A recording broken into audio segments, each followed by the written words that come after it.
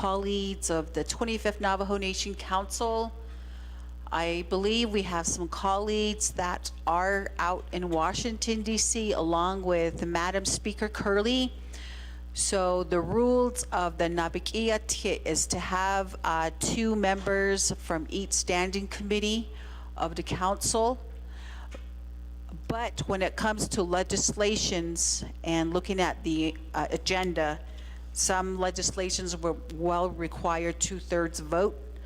So if we don't have that vote capacity, I believe we will go ahead and just finish up with the meeting. So again, I will allow 30 minutes up to 11:30 to wait for quorum.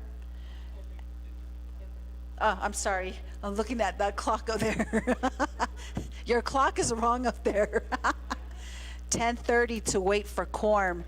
So again, like I've mentioned before, that these meetings are scheduled in Title II with the Naa'bik'iyati Committee, meeting the 2nd Thursday and the 4th Thursday of each month, and they are slated for 10 a.m. So again, colleagues, I will allow up to 10:30 a.m. this morning to get a quorum.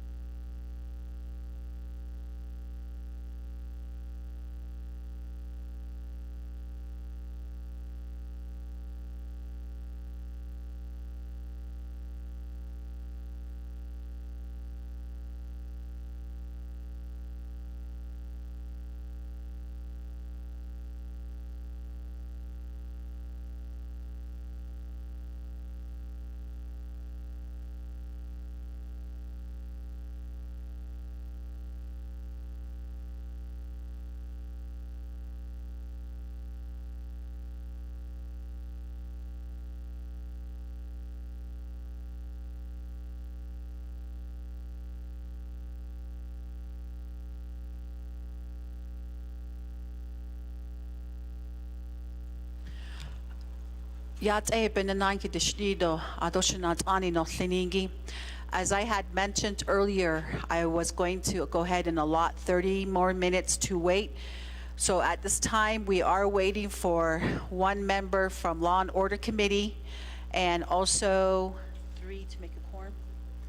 We still are lacking 3 to make a quorum as well. So we will go ahead and wait up to 10:30. But in the meantime, I'd like to go ahead and make some announcements here. As Chair of Resources and Development Committee, yesterday I got notice from Mr. Robert Willie, who is the County Manager with Office of the Controller, in regards to chapters that have still yet to submit their budget for FY 2024. So at this point,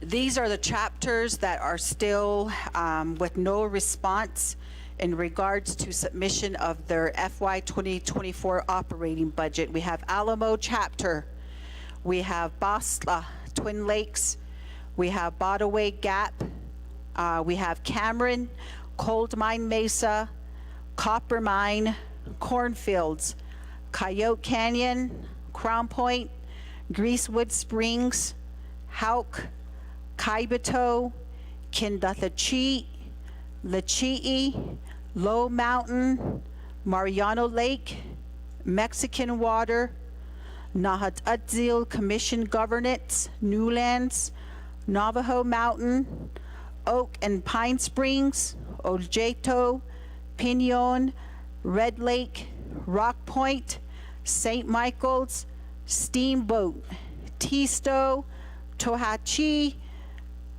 Tonalia Lake, I think that's how you say it, Tolani Lake, I'm sorry, thank you, Tothakan, Sweetwater, Tonalia, Tonanestiza, Tuba City, Ado Tapikin, Inscription House, Saley, Wheatfields, Tessa Anna, White Cone, White Horse Lake, and Wide Ruins chapter. So these chapters still haven't submitted their FY 2024 budget to Office of the Controller so that their checks can be dispersed to them. So as leadership, Ashonda, remind your chapters to get their budgets going as well. And then on another note, delegates, I just want to remind you all that we are cutting very close to the encumbrance date for ARPA projects.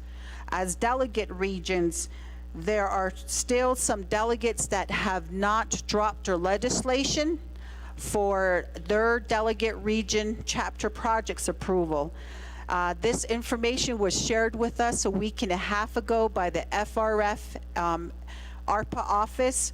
So we still have Chair Eugenia Charles Newton that needs to still drop her legislation for the full $8.8 million. And we still need Honorable Speaker Otto So to still submit his legislation for the full $8.8 million. And we still have chapters that still need to commit their monies because there are balances right now. So balances ranging from $4.2 million that still needs to be obligated down to $9. So it all fluctuates. So as delegates, I would highly recommend that you go to the FRF ARPA office for your delegate region project, because we did set a hard deadline with Division of Community Development, where Mr. Arbin Mitchell, Division Director, had sent out information to the IQ consultants up to the end of December to conduct all their assessments on the delegate region chapter ARPA projects. And with that assessment, a month later, January of 2024, the IQ consultants have to submit an expenditure plan to Division of Community Development for the projects that the consultants deemed were ready to go for built out. And again, we are being pressed for obligating these monies. So as delegates, I highly recommend you coordinate with ARPA office and get the funds fully encumbered. So those are just some of the informations I wanted to share, delegates. And if you have any questions, you can come see me, because I've been at the forefront with Division of Community Development, ARPA, FRF office, President's office is being in the loop about this on these funding. So again, thank you.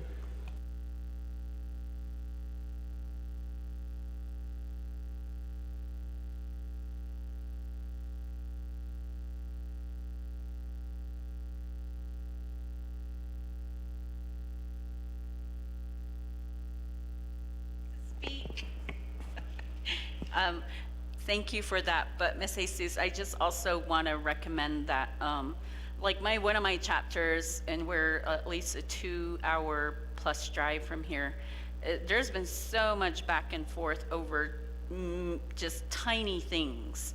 Like, you didn't add this wording, or you didn't cross this T, and it's like a back and forth. And one of my chapters just submitted a new something that they fixed again. So I'm watching that one. And if they're gonna send it back, I'm gonna march over there and tell them, no, you fix it here, just fix it here. What's the point of this back and forth business?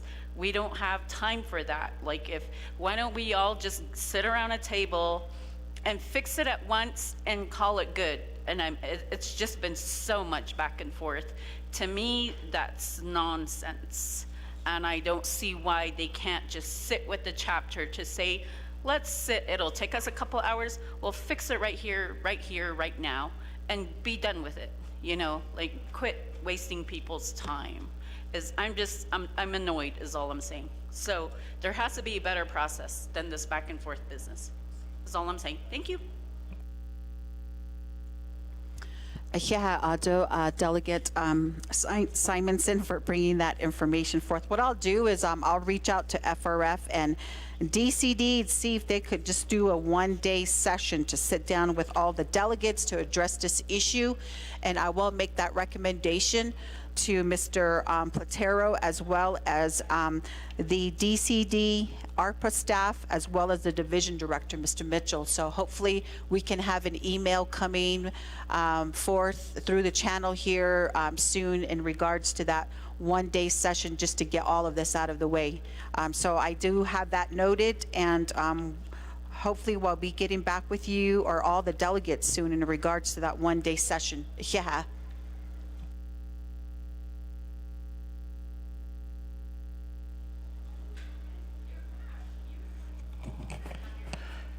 Thank you, thank you, Pro Tem Speaker.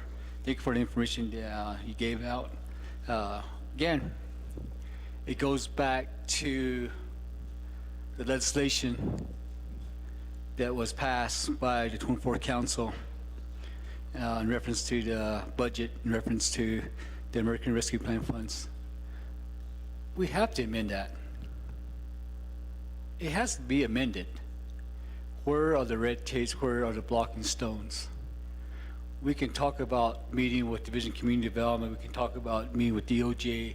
DOJ is going to just throw it back at us. This is what's stated in the legislation. Also, the State Council will tell us the same thing.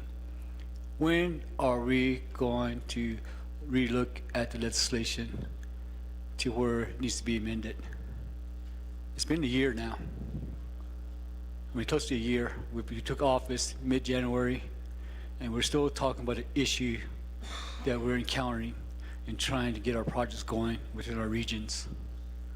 And there was a directive that was made to have these entities come together and recommend some amendments to the legislation. 6 weeks, nothing. And Madam Delegate Simonson stated, we don't have the time now to keep going through this issues and trying to expend the funds or obligate these funds. And I think to me, as a 25th council, I think it's time to really, I mean, we should have done that from the beginning to amend the legislation. And again, there's a lot of red tapes. It's our own laws that's making this happen to where we're in the situation right now. It's not the federal laws. It's our own laws that we had to amend within the Navajo Nation and to amend the legislation to get these projects and get these ARPA funds expended. So as Pro Tem Speaker, please convey that information to the Speaker and that we need to do something with this legislation that was passed in reference to ARPA funds. That's the only way. Office of the State Council, DOJ, it says this is what's stated in the legislation we have to follow. Anybody said, thank you, Pro Tem Speaker. Yeah. Adoshiyash, Honorable Simpson, for bringing that forth. And again, the staff are here, so we'll go ahead and Mr. Rico's taking note of that to share with Madam Speaker Curley. So it's Ekotela. So I do have 2 representatives from LOC, 2 from HES. I do have 2 from RDC. I'm still waiting Budget and Finance Committee. Or who? Just 1 right now. Oh, Mr. Lamardo Azara, he needs to be on the floor. Delegates, could you please come out to the floor so we can go ahead and proceed? But in terms of the overall quorum, do we have it?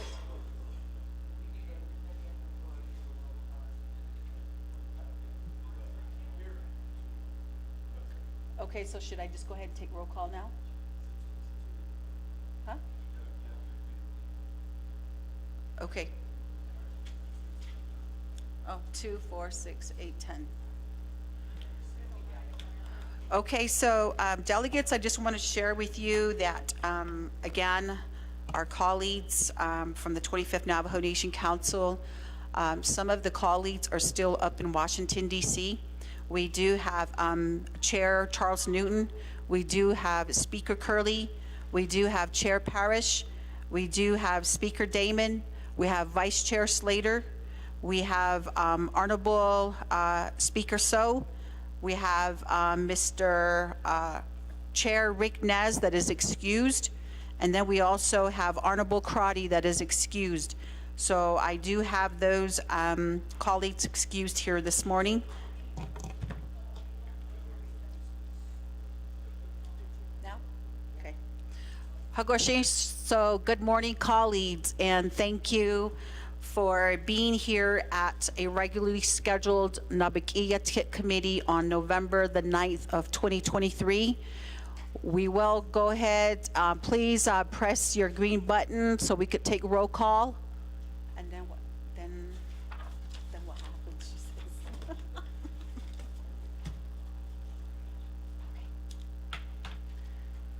So again, colleagues, we do have a proposed agenda here before us today.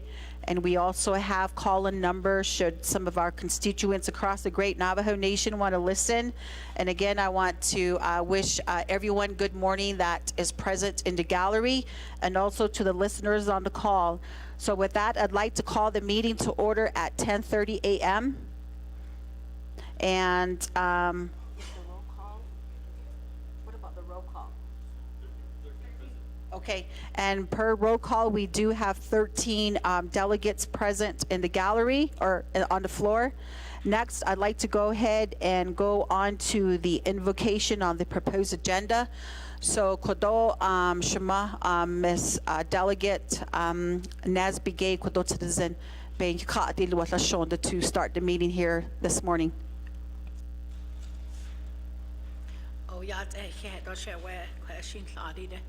Kodo jodo le na san shama ya de chitra kodon hitis card the coin DJ econ 8 citizen bench hanana si coin hiran lini de be don hat on lini de be hanane kaide conde a shopping eho econ jen go econ de nahat ayat ehide do jungo alhil na alne shide don jungo alkhan saha keside di kon e kot e ben hike na hadi lalo kon nashte e kon jungo da nade di ka kon hike den hike ne endle kon hashin so go in hije chol e don hije chodes e de cho e bait endle kon de hot e kon e hot in jahasi do lefti benibi hije ado kon do besh ba hasanen nihide ne ne de kon la ich an da kindlen kon el tohat in janago be la handlo ba da holiado lesto kon bagana has age kon da klitche be tonas kanje kon ba benashni do lesti benibi geje benache kon janago be na hat anadi tsa do lest so des nadi tsa do lest kon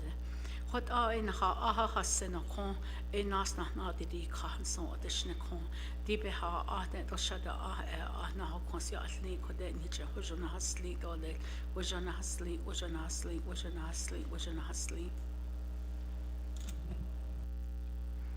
Yeah, ado to the zin chabehin zigi, honorable Naa'bik'iyati, ishi benachet and linigi kun, njongo kwagi atlati lesto kun da hat ishi nanish adado nilto ku belanda do leligi njongo banda dit il.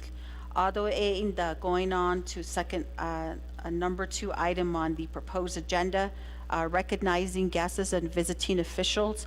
So at this time, delegates, we do allow 2 minutes for recognition of any guests or visiting officials. And I do see Shache Honorable George Tolth in queue. So do I give it to him? Yat pro tem speaker do not ani ni tlengi do staff do not kon sanani tle ba he winzin do citizen shamasan jone thank you do in the all cons salat so ba da di do eba beta dilen so dishne sai ni tsan da has kai sai sa yido beta yilka sai de da parte sa do beta hazenda akoslai nata has kai ko yego bchinda hoi na ko na sein khan da khla e benelni to jashin hot ende en gichan das paiki koro benelni to lisano tsonat ani no senigi jashin to slato no slindande e jun he in khatat in linko Kayan hande yo spadon hizad lenigi be yel tira huichenko ko bina nitindo ko hot e be hates zetor ashon de benaslin an na tsrezeben handa ho be dahlin to les kon ba da jo bago das last so co talkers sa adatzi ado Vietnam vet ado sketahana sai benan shi de yossen hisbeta hasen kon sanda hatli ade kon jo ba denzen kon sich hat otzeto schatzot do zistan so ba jo ba den a hochet le aden jara khila shanadli khila aso satzetel zen seko erebe hat is sekoro madam pro tem speaker thank you Hagoshi Ahiha Ado Honorable Toph Kudin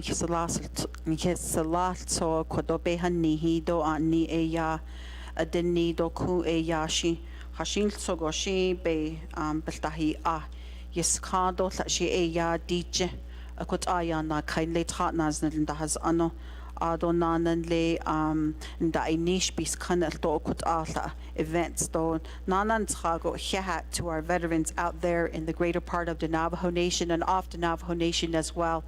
So Ado Kunab in queue is Honorable Claw. Hehat Shada Madam Pro Tem Chair Ado Shaden Lenigi, Helena Naa'bik'iyati, Citizen Descent Don Jonia, Ado Yad and Dishnido Left Anotro, She Shana and Clyde, She Ado Odonna and Slenigi, Yahuathan and Shlido, Twitch Eatney, Beshes Chin, Twachini, Dashachedo, Kia Ani, Dashanella, Kut amado sanjle ara she e baseball sa anagin lage in libet hadzogi e kut ishananishishle. Good morning to everyone online, our staff here, and then my honorable colleagues. This morning, I wanted to just ask for a moment of silence. Today, we are laying to rest a Navajo Nation leader. I had the opportunity and the privilege to work alongside this beautiful lady. She served with the Navajo Land Department for 37 years. She retired recently on September 22nd of this year. She was also a vice president for Tselana Cottonwood Community. She served 2 terms, and she was dedicated and devoted to the people within her community. She also had 3 daughters, 7 grandchildren, 3 sisters, and 3 brothers that she is survived by. So this esteemed leader was Miss Caroline Dale. So today they will be honoring her and giving her a moment of silence. So that's what I'm asking Speaker. Ahiaha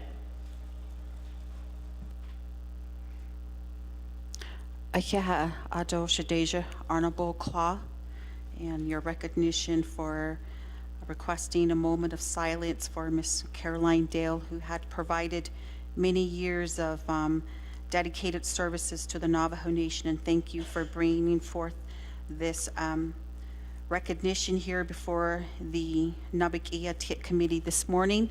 So at this time, let me go ahead and allow the recognitions to happen, and after that is completed, I will go ahead and allow a moment of silence, Honorable Claw.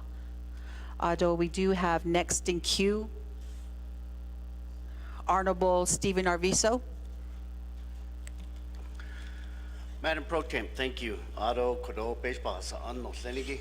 I just want to thank you, delegates that are here making quorum. I'm proud of you guys and the rest of us. Shane Le Washington de Dal de to how she banana shadesh. Madam Pro Tem, I just want to recognize on the south side, could you? I have with me today Pinedale Vice President Clara Day, Otto in the Titus Nez, or CSC. They'll be joining me on one of my legislations. I just want to welcome them to the chamber. Madam Pro Tem.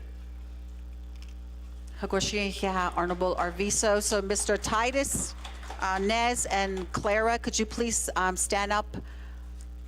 Thank you for joining us here this morning, and thank you for always being at the forefront in meeting communities' needs in the Pinedale chapter community. And welcome to the council chambers. Honorable Arvizo. And we have next in queue, Shema, Honorable Naa'bik'iyati. Oh, yeah. Good morning to everyone that's in the chambers, in the gallery. Although our relatives that are online listening, I'd like to acknowledge, and I have one of my delegate region, former grazing rep that passed on, and from Tanalia chapter house. Although she input 12 years of her life as a grazing member. Vicky Key walien and ko ahot au e yam hashil sagon hik edon hidene you can't nalo do yit nas nisho na kits ada bena khay ahot au e di bini bi yit do tra bedesh do. I just like to join on where Shana Claw for the moment of silence to hear.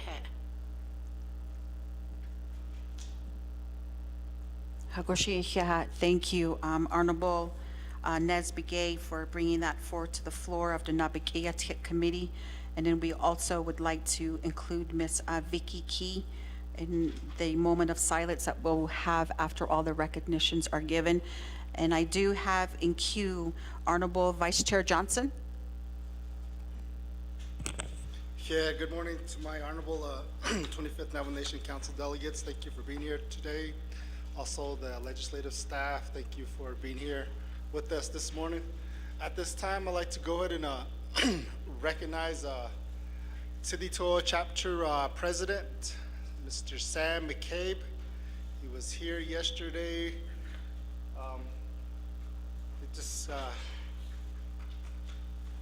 So I just wanted to give him a shout out, and they were here yesterday at RDC for their corrective action plan, which was approved. Now moves on to BNF committee. So hope to get your gracious screen vote at BNF.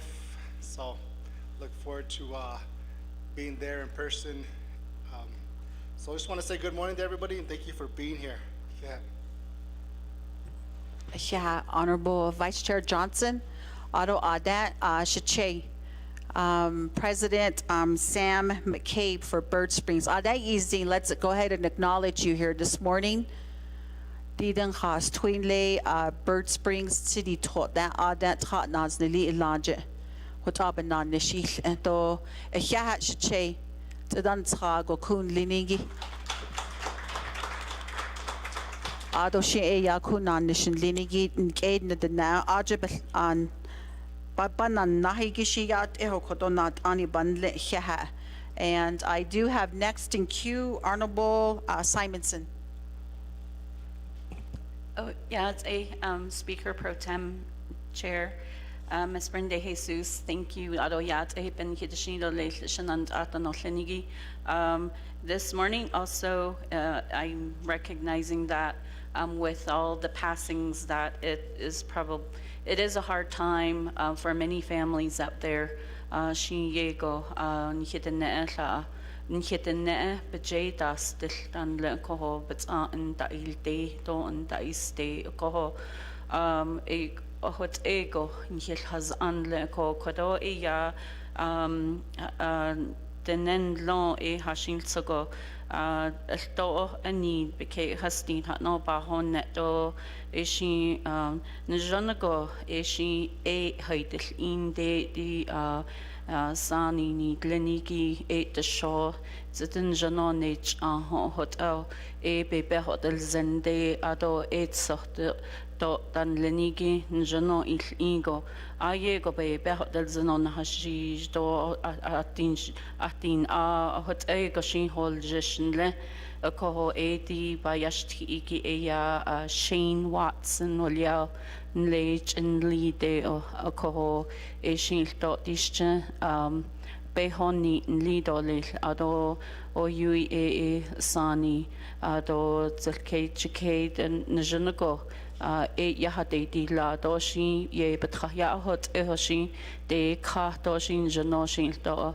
So the zen be hata de lian le coho e she hot e dole le coho she bama beje epic e yhaje dan lini obebenashni li dole e dische hot the nepel ta hail jishiki when so the do ha.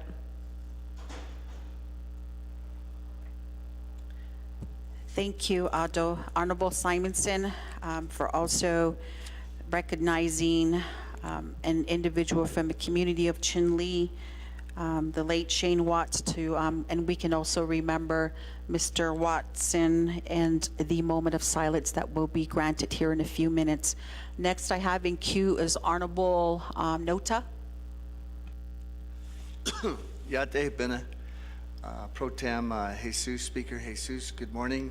Good morning to the staff up front. Appreciate your being here today. Ado Veterans Day, I want to thank all the veterans, those who are still living with us and that have passed. You served a vital role with us here in the United States of America. Shado, we had a really, really powerful leader in my district that passed recently, Mr. Richard Bowman. He was born on August the 6th, 1937. Ada Kwigoshin Nashnishtob Nanish La Navajo Nation police officer. He served as several roles, Mexican Springs chapter official. He was on the McKinley County Commission. He served as a McKinley County assessor, treasurer. I didn't know this, but I learned this from his family. He was the NECA board president in the past. I hasn't done that, but I appreciate that. And he was a division director for the Navajo Health Division. So we miss him. His wife is Virginia Bowman. His kids are Carol, Hilda, Matilda, Roxana Musket, and his brother David, and his sister Margaret and Rita Rose. Again, we will miss him, and I really appreciate you including him in this moment of silence, and we will miss his leadership. Mr. Richard Bowman. Thank you.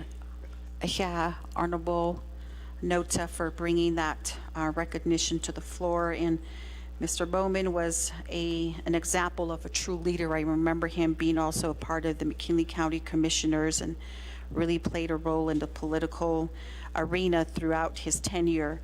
And it's sad to hear that his passing. And again, we'll go ahead and remember Mr. Bowman and our moment of silence in a little bit. So the next delegate I have in queue is Honorable Azarette. Yeah, did. Arnold Sokoana, so great. Thank you very much. Although pro temp speaker, Madam Britton Jesus, those staff quite not so great. This also a and get the schneid, although I said this weekend veterans born. All the veterans are different chapters.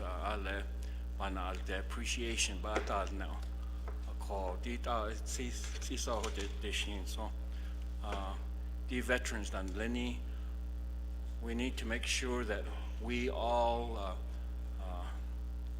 see that they're veterans 365 days a year, not just only today.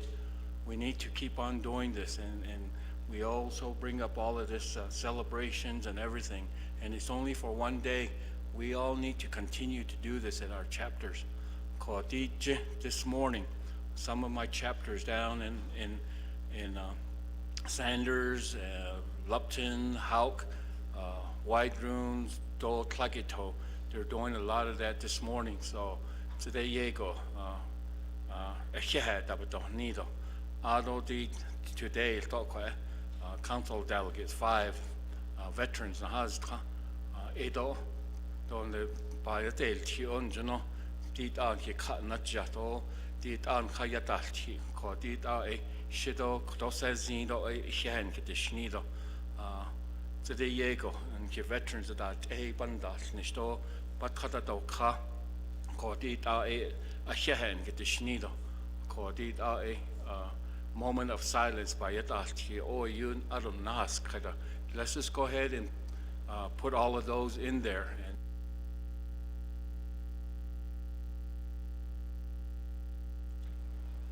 Yeah, Ado, Honorable Azarette for bringing that forth. And again, yes, our appreciation goes out to the veterans. And again, I often always, agreed with your statement in acknowledging our veterans year-round. They gave us the freedom to be sitting here at our own will, being able to travel where we can and when we want. So, and again, thank you for sharing that information. And so at this time, I do not have any more colleagues in queue. So, how long do we usually allow the moment of silence?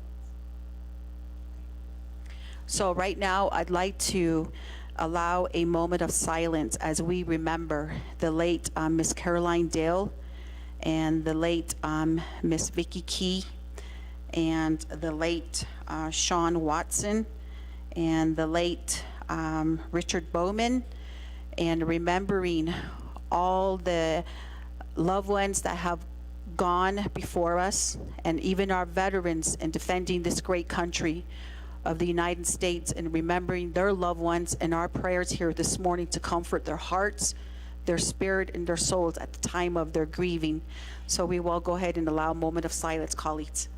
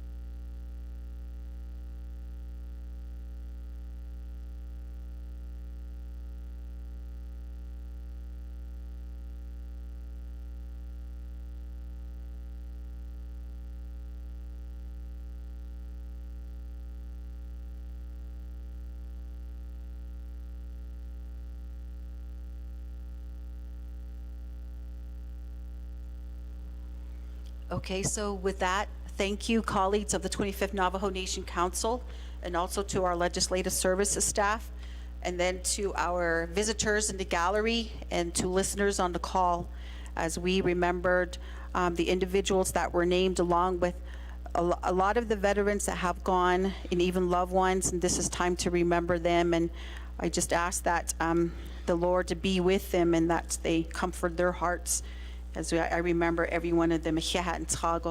So going on down the agenda, proposed agenda, number 3, review and adopt the agenda. If I could have Ms. Johnson read the proposed agenda into the record. Thank you, Madam Chair Pro Tem, members of the Naa'bik'iyati Committee. This is the proposed agenda for the Naa'bik'iyati Committee of the 25th Navajo Nation Council. Regular meeting Thursday, November 9, 2023, 10 a.m. 1, call meeting to order, roll call, invocation. 2, recognize guests and visiting officials, 2-minute limit per delegate. 3, review and adopt the agenda. 4, review and adopt the journals, October 12 through 13, 2023. 5, receive reports, none. 6, old business, none.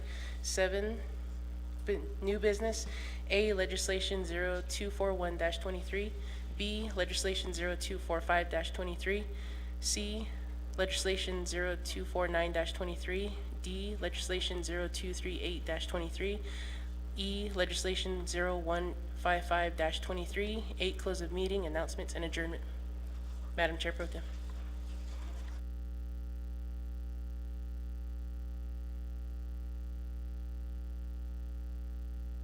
Sorry, I had to get a orange juice. Okay, thank you for that, Ms. Johnson. So members of the 25th Navajo Nation Council, may I get a motion to accept the agenda? Honorable Nota, and may I get a second? Shache, Honorable Tolf. Members of the Naa'bik'iyati Committee, do we have any additions or deletions to the agenda here before us? Honorable Simpson, do apologize. Thank you, Pro Tem Speaker, members of the Naa'bik'iyati Committee. Staff, thank you. I think for all your help that you make sure that we do our job here at the Naa'bik'iyati Committee meetings. Madam Chair, or Madam Speaker, I'd like to propose an amendment to put under new business legislation 0241-23, legislation 0245-23, legislation 0249-23, legislation 0238-23, and legislation 0155-23 under consent. I'd like to make that motion and reserve my time. No reserve time. Yeah. Yeah. Hagoshi Iheha Ado, Shanat Arni, Honorable Simpson. We do have a motion on the floor, members of Naa'bik'iyati Committee, and it is amendment number 1 to have a consent agenda on legislations number 0241-23, legislation number 0245-23, legislation number 0249-23, legislation number 0238-23, and legislation 0155-23.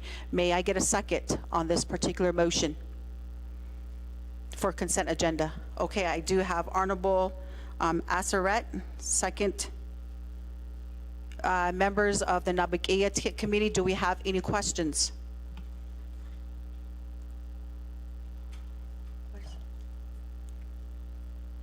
Honorable Toth? Madam Chair, thank you. Pro Tem Chair, don't Naa'bik'iyati. I think item Koroto Kedige, Mr. Sampson, Honorable Sampson. I believe D legislation 238. I have some questions on that. Can we discuss that matter?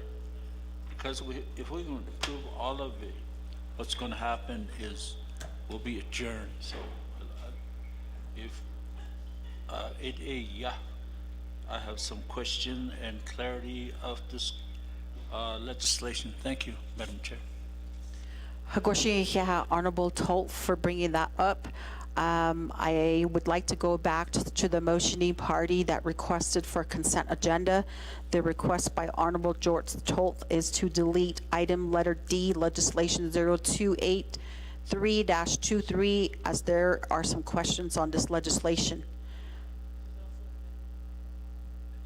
Huh? Oh, so this is Amendment 2. Okay, and it also requires an amendment on this legislation. Motioning party, Honorable Simpson. Thank you, Madam Chair. I think there's some questions on this legislation, so under consent, it's already taken off the consent.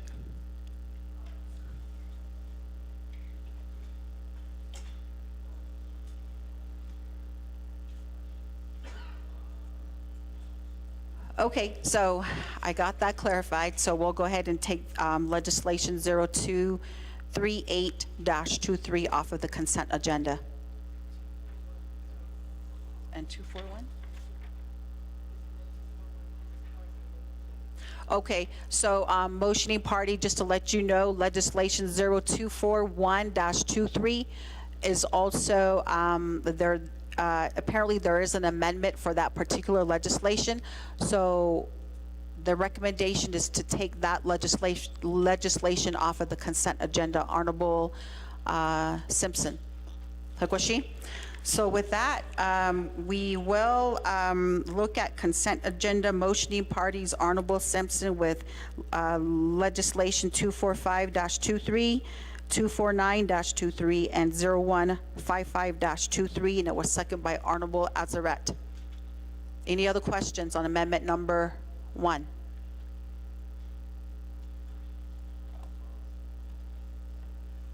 Who's in the queue? Okay, so next I'd like to go ahead and go to Honorable Claw. Thank you, Madam Pro Tem Chair Shada. It was also to remove new business item A, which was the legislation 0241-23. So I am good with the changes that were made. Thank you. Honorable Claw for that. So again, consent agenda on new business number 7, item letter B, letter C, and letter E. So any other questions, honorable colleagues of Naa'bik'iyati Committee? So with that, I'd like to go ahead and take the amendment number 1 with consent agenda, legislation 245-23. Right? No, I'll wait. 245-23, 249-23, and 0155-23. And we do have a motioning party by Honorable Simpson and second by Honorable Assaret. If no other questions, going once, going twice, could you please, we'll go ahead and take a roll call vote on amendment number 1.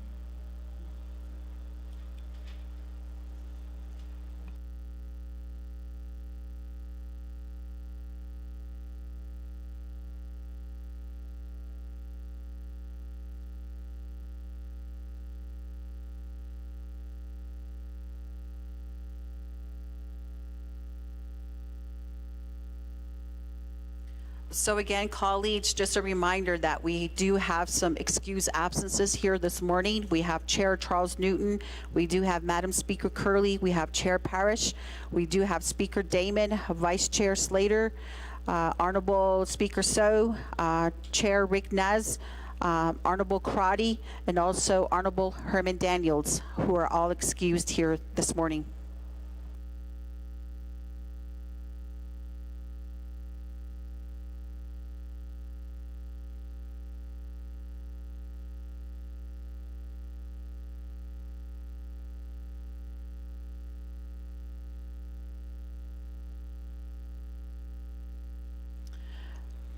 Okay, so members of the Naa'bik'iyati Committee on Amendment Number 1, we do have 12 in favor, 0 opposed, and 3 not voting. So motion carries, and we do have that effect with our agenda here. Members of the Naa'bik'iyati Committee, do we have any other questions or comments on the agenda here before us? Going once, going twice. Okay, could you please take a roll call vote? Oh, second reading of the agenda. Thank you, Madam Pro Tem. Amendment 1, add legislation 0245-23, 0249-23, and 0155-23 to a consent agenda, which is new item A. Madam Chair Pro Tem. Thank you for that, Ms. Johnson. So we will go down on the, so any other, okay. We do have colleagues in queue. At this time, I'd like to go ahead and yield the floor over to Honorable Dr. Naz.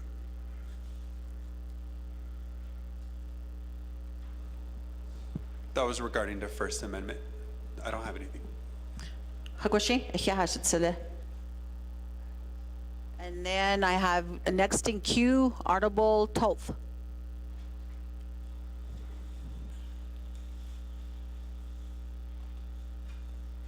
Wave your time. Hi. He's waving back there. Okay. So with that, any other colleagues have any questions? I don't see anyone in queue. So we'll go ahead and take a vote on the main motion and approving the agenda.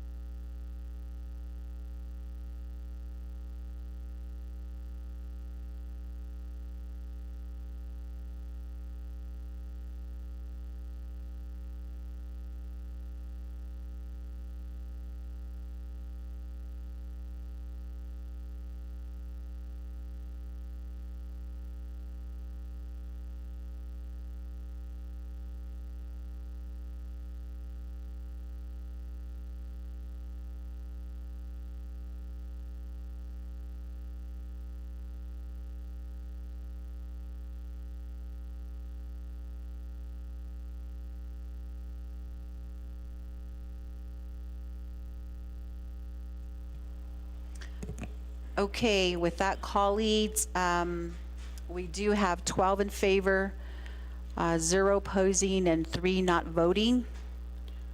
So we do have our agenda approved here for today's Naa'bik'iyati committee meeting. So, colleagues, next item on the agenda is number 4, review and adopt the journals from the October 12th and 13th meeting. Colleagues, I just want to let you know that the journals were emailed out on November the 7th at 2:07 p.m. And there was a revise and corrections that were made at 2:40 p.m. So you should have those as soft copies in your email. So with that, members of Naa'bik'iyati Committee, may I get a motion to accept the journals for October 12th and 13th, 2023. I have Honorable Arvizo. May I get a second? Honorable Simonson. Thank you, colleagues. And members of Naa'bik'iyati Committee, do we have any questions on the journals for October 12th and 13th?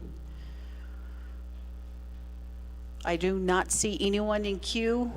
Going once, going twice. Could we please take it for a roll call vote?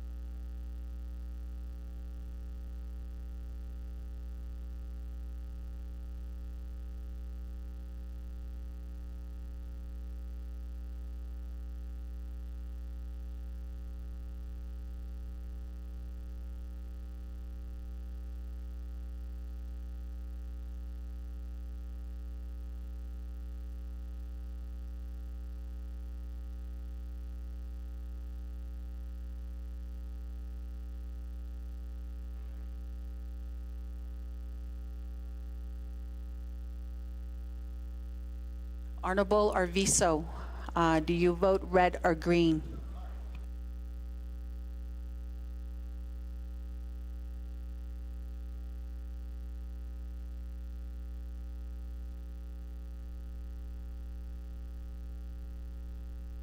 Colleagues, the approved agenda here for today's Naa'bik'iyati Committee has been sent out to your email addresses.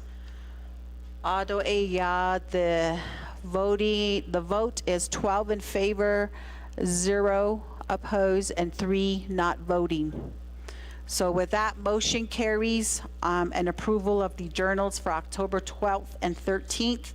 Going on to item number 5, receive reports. We have none. Going on to item number 6, old business. We have none. And we're going on to item number 7, new business. But before we take it to read the legislation,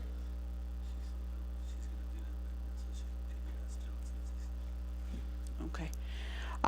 So before I take it to reading legislation into the record, I'd like to request one of my colleagues to assist me up here, and I'd like to hand over the gavel to Honorable Vice Chair Johnson. If you can please take the honor in running the Naa'bik'iyati Committee meeting for a short period of time.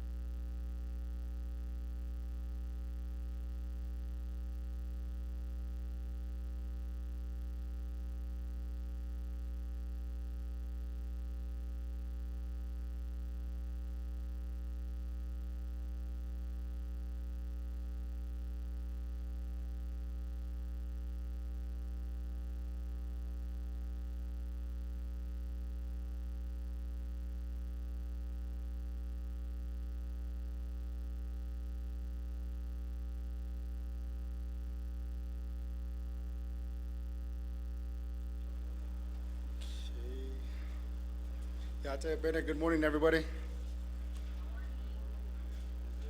This feels kind of hot up here. Maybe it's my jacket.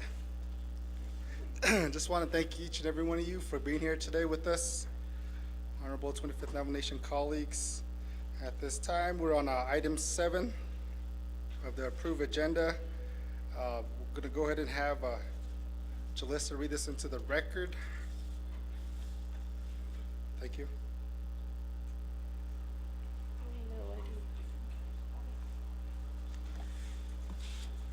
Thank you, Chair Pro Tem Johnson. This is new business A, consent agenda, legislation 0245-23, an action related to the Naa'bik'iyati Committee amending CJY-50-23 and CAP-12-23, the Navajo Nation Fiscal Recovery Fund Delegate Region Project Plan for Honorable Norman M. Gay's Delegate Region, chapters Alamo, Rama, Tohajile, to remove a project and include additional projects for this delegate region, 2/3 required pursuant to Resolution CAU-74-23. Prime sponsor is Honorable Norman M. Gay. This legislation is final authority at Naa'bik'iyati Committee per Nomination Council Standing Committee Rules of Order. Rule 9, legislation has been read into record by electronic voice recording. Legislation 0249-23, an action relating to the Naa'bik'iyati Committee amending NABIO-38-23 and CJY-67-23, the Navajo Nation Fiscal Recovery Fund Delegate Region Project Plan for Honorable George H. Tolth's Delegate Region, chapters Little Water, Pueblo Pintado, Torreon, Whitehorse Lake, Baca Pruitt, Casamaro Lake, Ojo Encino, Counselor, to include additional projects for the delegate region. This legislation is prime sponsor by Honorable George Tolth. This legislation is also final authority with the Naa'bik'iyati Committee per Nomination Council Standing Rules of Order, Rule 9. Legislation has been read into record by electronic voice recording. Legislation 0155-23, an action relating to the Budget and Finance Committee, the Resources and Development Committee, the Naa'bik'iyati Committee, and to the Nomination Council approving $296,211 from the CHESN Fund for a new motor grader for Pinedale chapter, approving the related expenditure plan. Prime sponsor is Honorable Stephen R.R. Viso. This legislation moves on to the Nomination Council. Chair Pro Tem Johnson. Thank you, Jalissa, for reading that into the record on the consent agenda. Okay, at this time, colleagues, I'd like to go ahead and get a motion.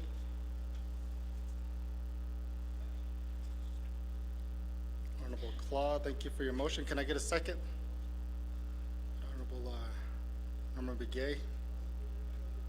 Do we have any questions pertaining to this consent agenda? Okay. All right, let's go ahead and do a roll call vote.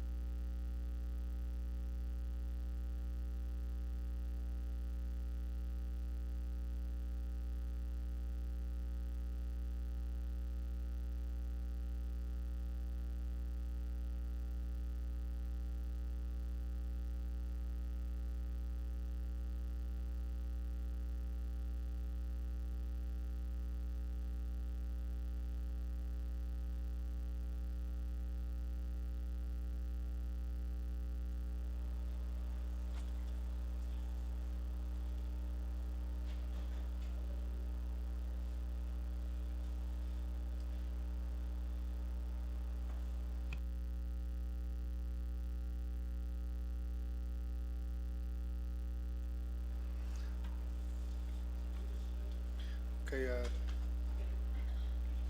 thank you, colleagues. We do have the, the votes in, and the motion does carry 11-0. Okay, moving on to item B, legislation 0241-23. Sponsor Honorable Carl Slater and co-sponsor Honorable Jermaine Simonson.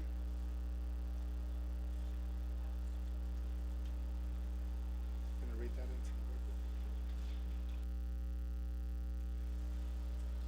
Thank you, Chair Pro Tem Johnson. B, legislation 0241-23, an action relating to the Naa'bik'iyati Committee, amending CJY-64-23, the Navajo Nation Fiscal Recovery Fund Delegate Region Project Plan, Honorable Carl R. Slater, Delegate Region, Chapter Tsaley, Wheatfields, Lukachikai, Round Rock, Sitch Ija, Rock Point, to include additional projects for this delegate region.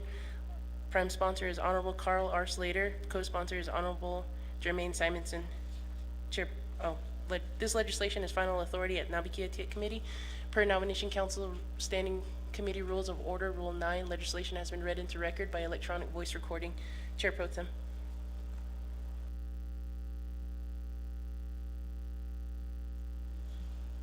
Thank you, Jalissa, for reading that to the record. Can I get a motion? Got a motion by Honorable Toth. Can I get a second? Get a second by Honorable Simpson. At this time, are there any questions regarding this legislation?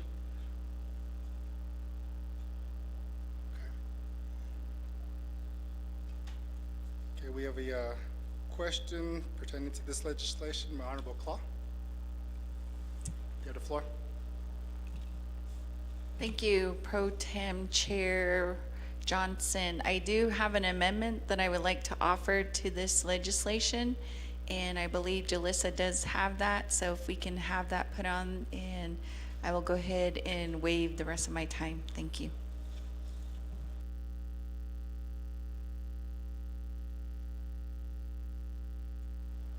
Thank you, Honorable Claw. At this time, Jalissa, may you read that amendment into the record? Thank you. Thank you, Chair Pro Tem Johnson. Amendment 1, delete Exhibit A summary sheet and insert new Exhibit A summary sheet attached herein. 2, add DOJ eligibility review and Appendix A for the following projects. 1, Sechija bathroom additions attached herein to the end of Exhibit A. 3, renumber or reletter succeeding paragraphs, sections, and exhibits as necessary and appropriate.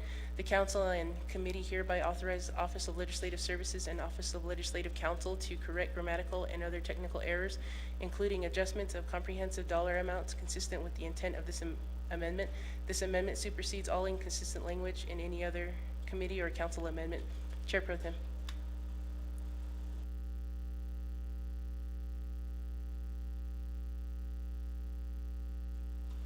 Thank you, Jalissa, for reading that amendment to the record. At this time, can I get a second to that motion?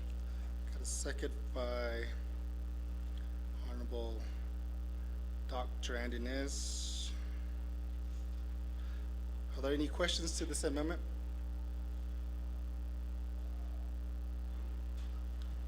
If there is no questions or concerns, we'll go ahead and take it to a roll call vote.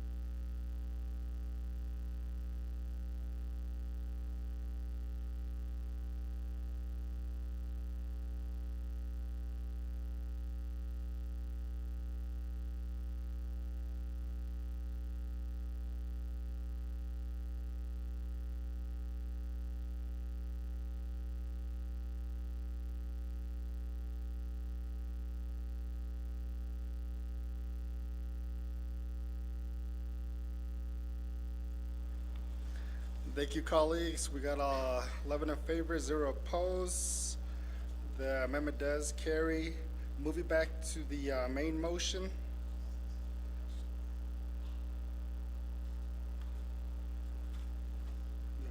Questions? Do we have any questions or concerns regarding this legislation? Okay. Let me get a second reading, Jalissa. Thank you.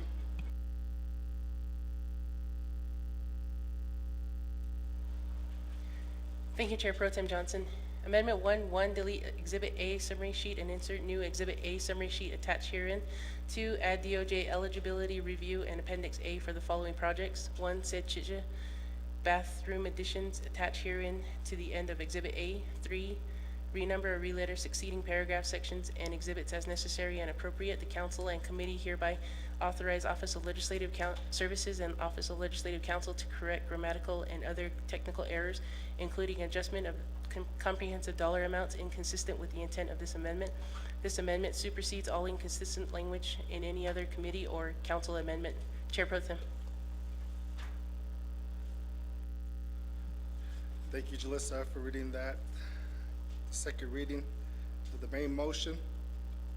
At this time, we'll go to see if there's any questions or concerns. If not, we'll go ahead and take it to a roll call vote.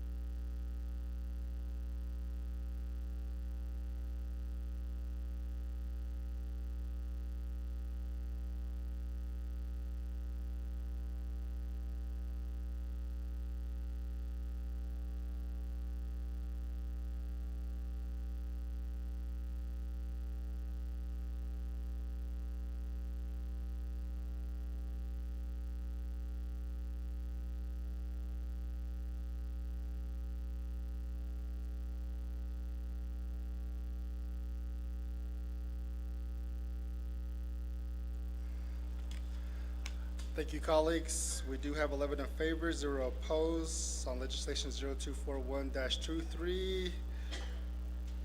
Legislation carries. Motion carries. Thank you, Honorable Sampson.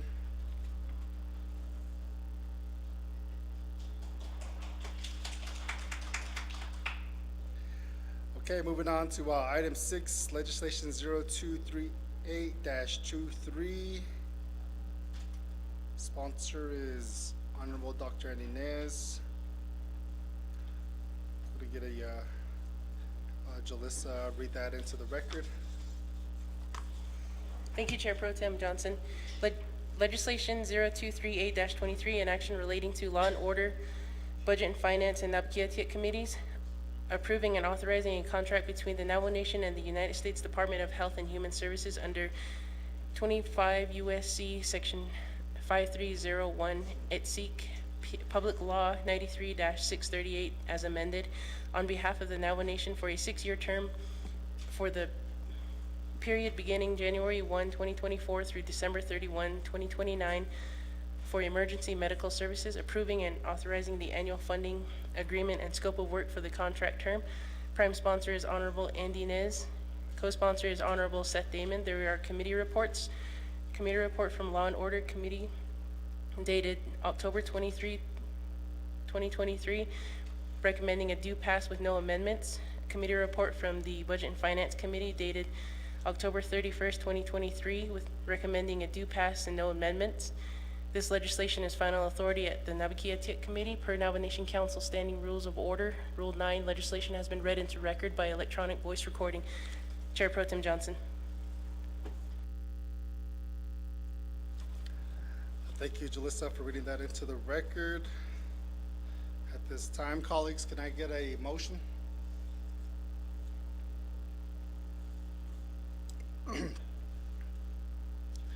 Got a motion by Honorable Nota. Got a second by Honorable Simpson. Okay, at this time, are there any questions regarding this legislation? Honorable colleagues?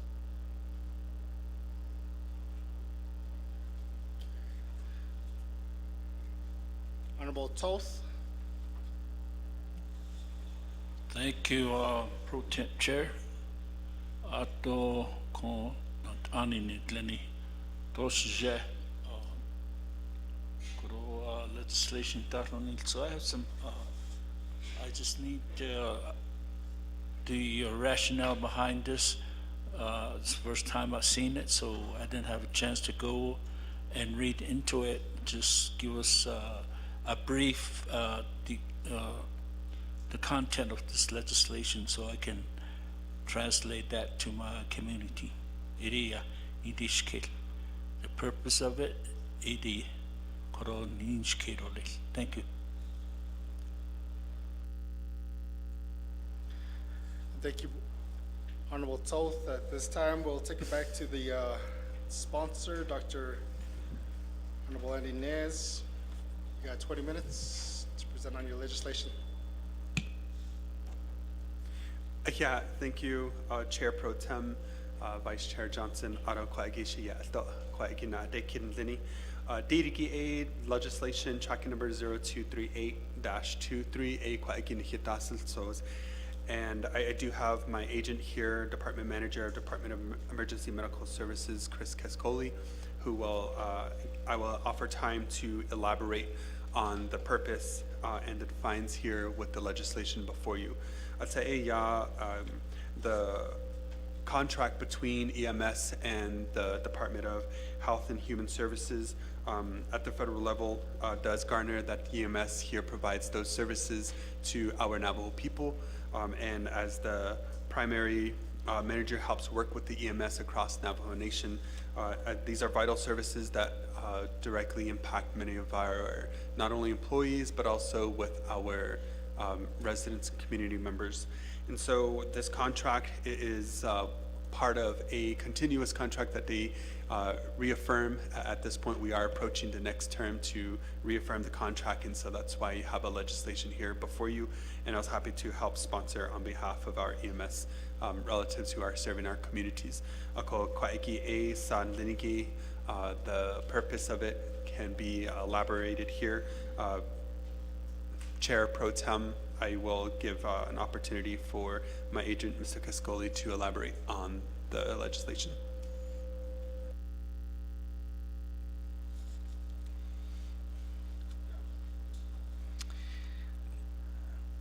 Yate, members of the 25th Navajo Nation Council. She Chris Cascoli and she Ashina Shlono Plashe Bashachin. Nakeden and the Shache Adora Torich Ini the Chanel. Torinesh Dan Nasha. I am the department manager for emergency medical services, which operates and functions all of the ambulance services across Navajo. And today before you we have our 6-year contract. Every 6 years we go before the lawmakers to continue our 6-year contract term with the Indian Health Services through the Public Law 93-638 contract to continue and maintain the EMS services across Navajo. So as Honorable Dr. Nez has stated that the rationale and the purpose behind is to continue to maintain the operations for ambulance services across Navajo in this 6-year term. If there are any other questions, I am happy and willing to answer. Thank you.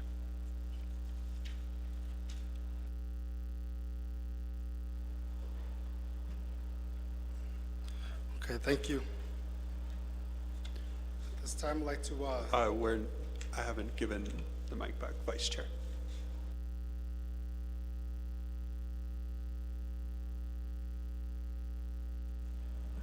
And so those are the conditions that affect, again, the EMS services that are required.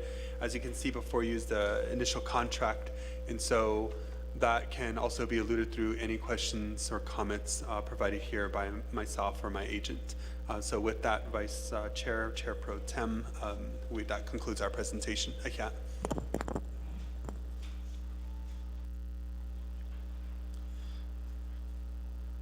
thank you, Honorable Andy Nez, for your presentation. I'd like to give it back to Honorable Toth for a follow-up. You have the floor. Thank you, Pro Tem Speaker, Sujeto, and agent. I just want to ask if this also covers the personnel, because majority of EMS employees, are they the tribal employees or they're funded under 638? I need a clarification on that.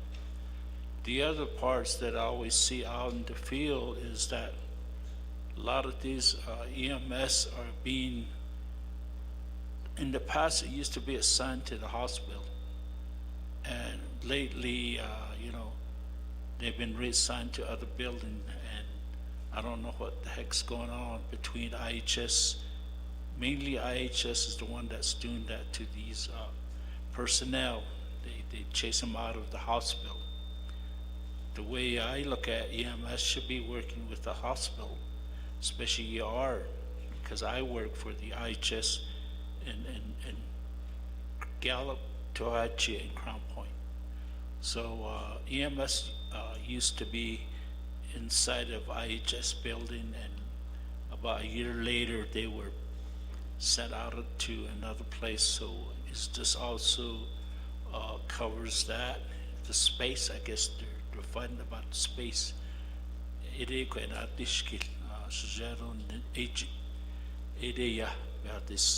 Thank you.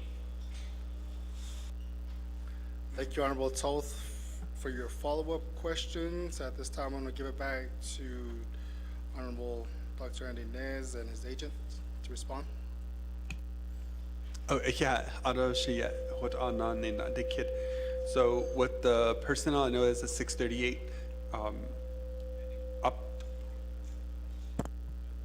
operations. Okay. And then the IHS facilities, I'll have my agent elaborate on that. Thank you. Sorry about that.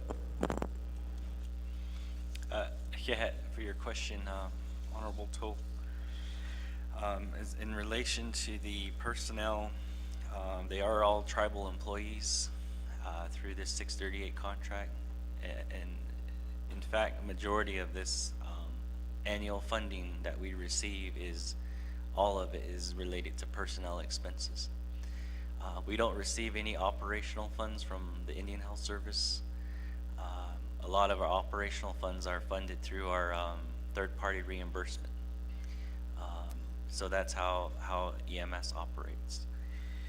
In relation to your question regarding that, yes, we do have some of our stations located within the Indian Health Services facilities, but the space that's allotted sometimes doesn't meet the demands and operations of EMS on a 24/7 basis.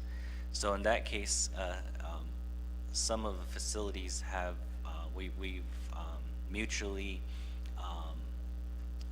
exited because a 5x5 or a 6x6 office space doesn't meet the staffing and the operations that we have. So in speaking with, in terms of the areas you mentioned, we do have a standalone site in Crown Point. In addition to other areas that we've entered into IGAs with chapters on some of the buildings that the chapters have, where we're using that in as through a lease agreement. The only standalone facility that is owned and operated by the Navajo Nation is in Tohajale.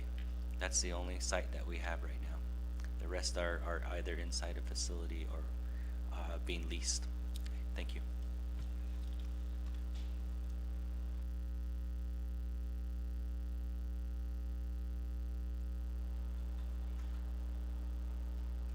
Vice Chair, that concludes our response to Delegate Toth. Okay. Thank you, Honorable Dr. Andy Nez. I'd like to give it back to Honorable Toth.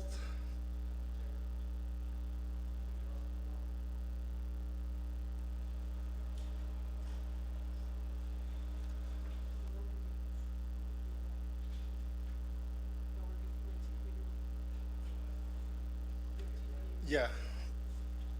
Thank you, Honorable Simpson. We just got verification. We're still good on the two-committee quorum rule. Honorable Toth. Thank you, Pro Tem Chair. I guess I have the other questions, but I probably talk to the administration about, one-on-one, and I have a lot of concerns because I worked for the IHS before. I spent 15 years and worked with EMS also, emergency department, and transporting patient from the hospital to a border town. So there's some issue that I'll probably discuss with you, and I don't want to take the Naa'bik'iyati's time to ask these silly questions, but there's an issue that I want to have, clarified from your office. So we'll be in contact on this. So Pro Tem Chair, Thank you, Honorable Toth, for your comments. Getting in the queue, we got Honorable Nota. You have the floor. Yate, Mr. Kiskoli, Ado, Dr. Andy Nez, Silla, and staff up at the front. Yeah. My question to Mr. Kiskoli and Tohatchi, we do have an EMS facility. Recently, they were asked to shut down, and they've had some issues in dealing with the different possibilities of getting those facilities permanently replaced. I think they're moving up to Chuska now, and I think that's a temporary situation. I'd kind of like to know what your outlook on that is. Where are we going to get a permanent facilities? It does serve quite a large area there in Tohatchi. My second question is, I know you're familiar with the term adequately. What areas of the reservation are not being served adequately in terms of EMS? And within this contract, was there any negotiations done to try to get those areas covered? And it was there negotiations done, I guess, in general with this new contract? Thank you.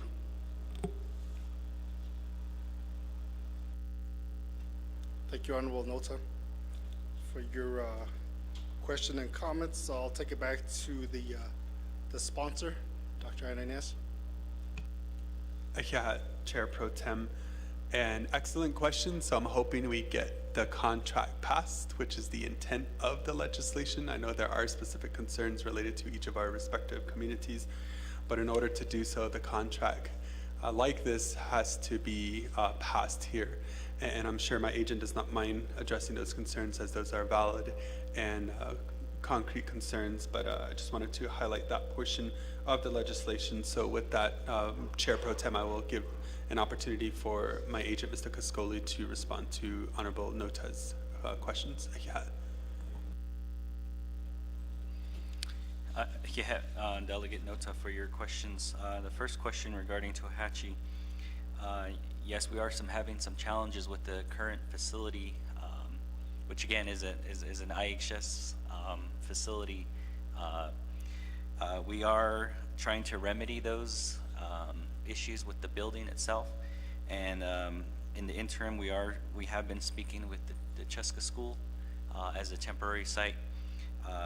We are also involved, as you're aware, of the design and planning of the future site. So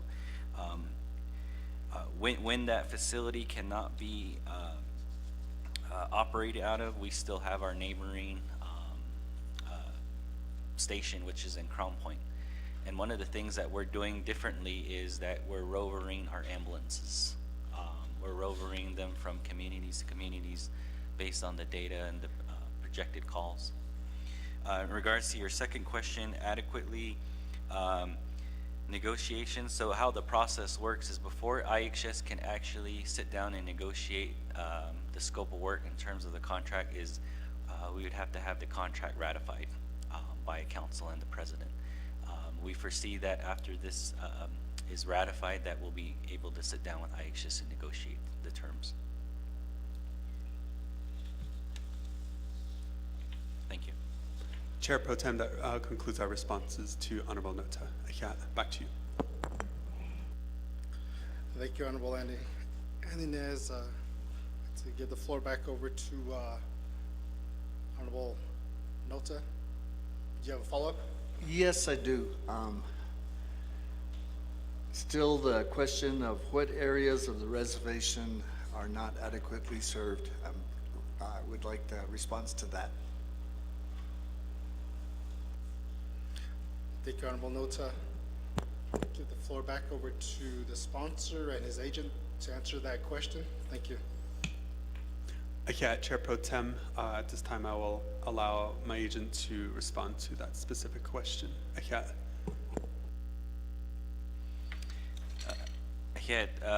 Delegate Nota, I do apologize. I wrote down your question and I didn't get to answer that one. So what we're seeing in our operations, if we look at the Navajo Nation as a whole, what I can tell you is not being served by EMS is in our very far northeast portion. And when I say that is Navajo EMS, but you still do get an EMS response from San Juan Regional, which is their nearest station is in Bloomfield. And they cover a lot of the communities up in Naizi, just now Dithley. That is probably an area that is not primarily served by Navajo EMS, but you still do get EMS from the San Juan County. Thank you. Chair Pro Tem, I hope that clarifies the question for Honorable Nota. Back to you. Thank you, Honorable Nez. Mr. Nota? Good. You good? Yep. Okay, we'll take it to Honorable Helena Nesbier.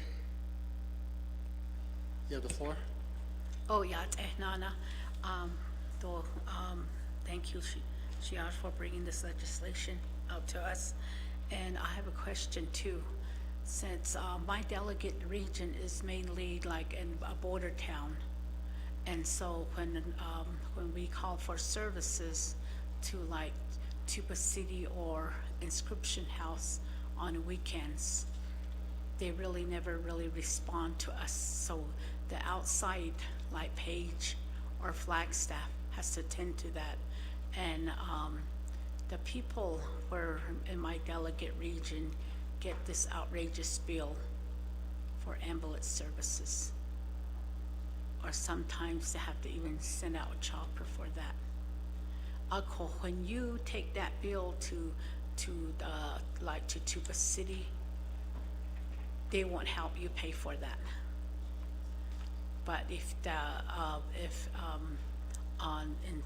with the IHS, like in Kienta, they can help you. This is coming from my community members that address these to me. So, and I saw their bills, and so that's the difference between the two hospitals that our my delegate region is in. And I probably more likely included Delegate Johnson's delegate regions too, because his is in Cameron, and so, and they come out from Flagstaff. Ako. So when an accident happens on a weekend, that's what happens. How can you, I mean, these are the bills that they're not like 1,000. Some of them hits 1 million. And Ebony now, that's why Oyo and the Western Agency were forgotten that, yes, in the midst of the reservation, your services is good. But for us border town, sometime Inscription House or Tuba City won't get to us right away. So that's where we are as a border town, especially if there's an accident down in Bitter Spring, Cedar Ridge area. That's a longer response to an accident down there. A call. So that's that. I don't know what you can address for me, but that needs to be looked into, and somewhere Tuba City has to meet these people with their bills at least half or something too. And Tuba City is 368. I call, and even emergency services in the hotel. So when the ambulance gets there, they might take them to Page Hospital, or they might even take them to Flagstaff Medical Center. So that's how, you know, they get a big chunk of bill. I call, you know, we called these ambulance services and emergency services. You see, it really, if the person is on access, that's a plus. But if they're not on access, even though they have maybe Navajo Nation insurance, that's not really a great help. So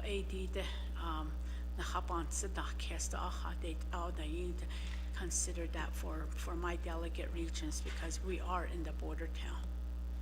Thank you.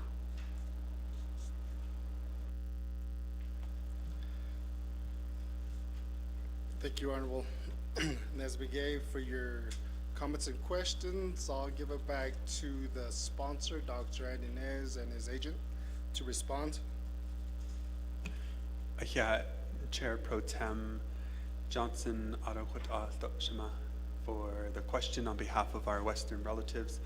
I know there are concerns when it comes to border towns, and so I'm happy that we have Mr. Cascoli here as the manager who helps work in those environments, and I'm sure there's a lot of partnership that's happening, so I'll allow him to address that question specifically.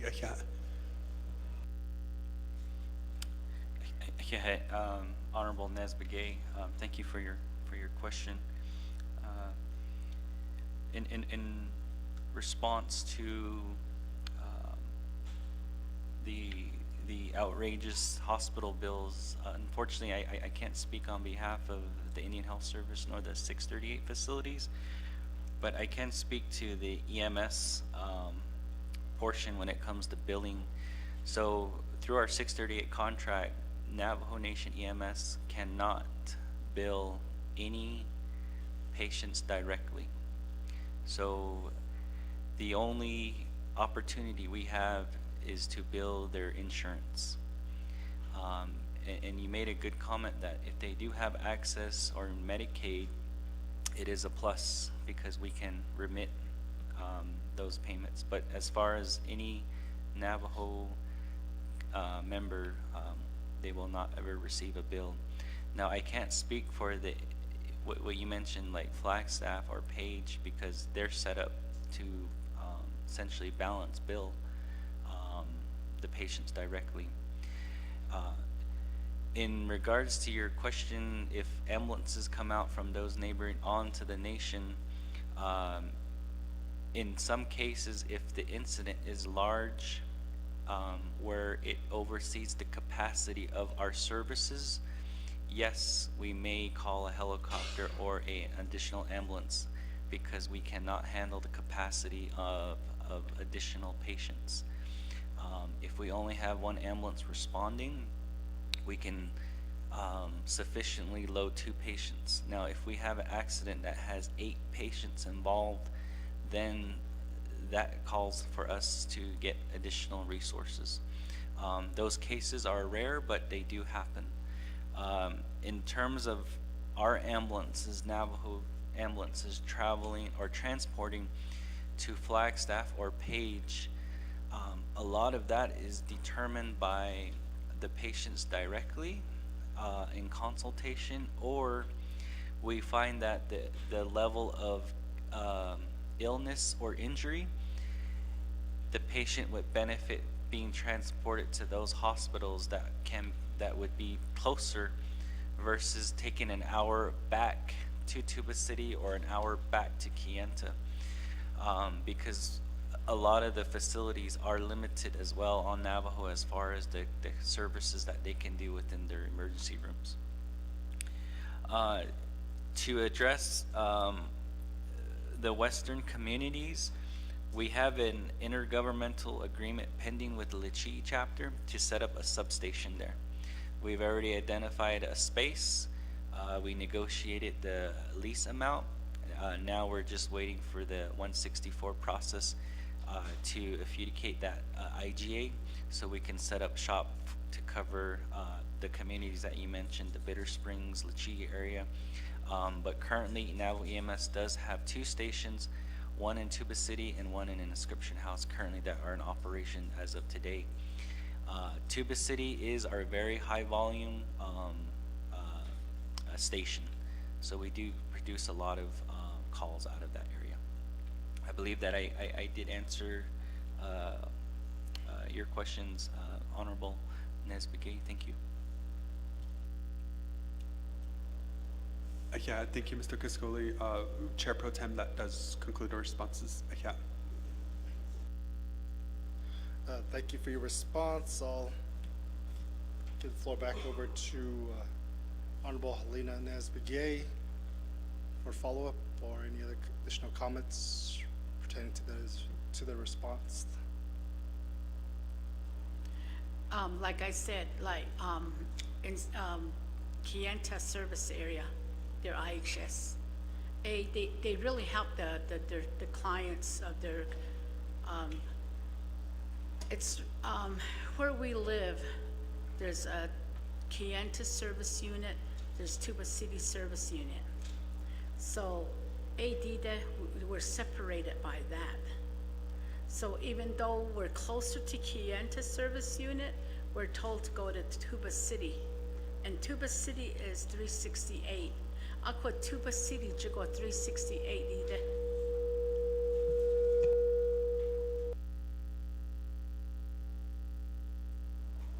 They don't really help the people with their bills.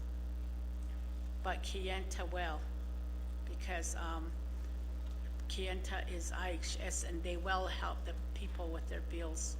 Even like if there's a person that's registered with IHS in Kayenta and they have an accident out by Page area, and they'll help them with their bills.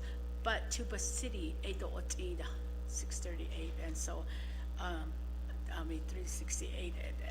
That's just a big difference right there. And you would think that, going to 368 would be better with paying our bills, but it's like even a grandma that was not on access under Tuba City, she went to emergency because she fell. I called and the ambulance took her there because they tried to get a hold of inscription house and they were not responding. So they had to call Paige and Paige came in and they had to haul her in. I called, and instead of going to Tuba, they took her to Page. And even though she said, take me to Tuba, because she already knew that she would get an outrageous bill from Page ER, they still took her to Page, and even though her request was to take her to to Tuba City, but the ambulance service came from Page. That's why I think they took her to Page. This is what we run into, and I'm sure Cameron's like that too.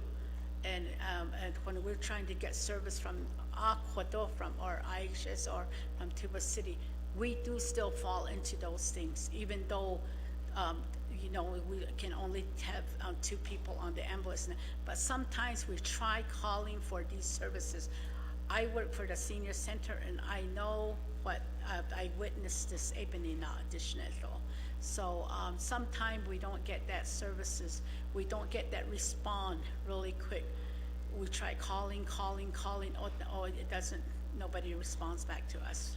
So when we're calling for ambulance from Kienta, sometimes it does happen.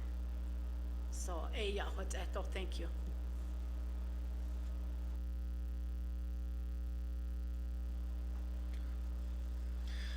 Thank you, Honorable Lena Naa'bik'iyati, for your response and comments. To give it back to the sponsor, Dr. Inez, for response. Thank you, Vice Chair. I didn't hear any specific questions, although I know many of our families are impacted with those types of scenarios and unfortunate situations. But again, I didn't hear any questions, but I will allow my agent to respond to those comments as well, should he have anything. Yeah.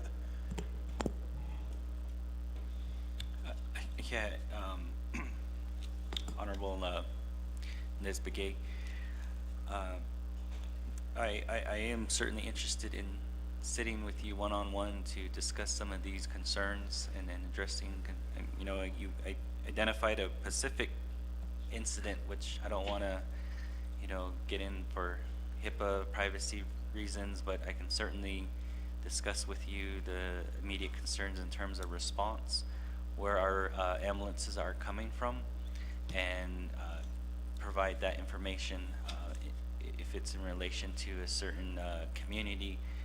But I feel that with this additional Naa'bik'iyati substation, that will decrease some of our response activity for a lot of the western part of Navajo. Yeah.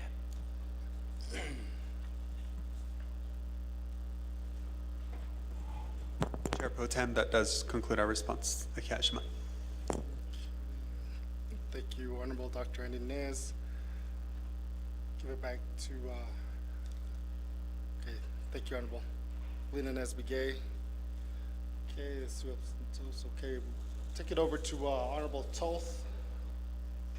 You have the floor. Thank you again, Pro Temp Chair Otto and Sujato and the agent here. I'd like to make a directive, Koro, as this body, Naa'bik'iyati, to ask the program manager or division director to, next time we're meeting here, we'd like to have a full report. What I wanted to hear is what area do we need to have these services proposed? All we're doing here is approving the United States what they want. There's no dollar sign in it. We don't know how much.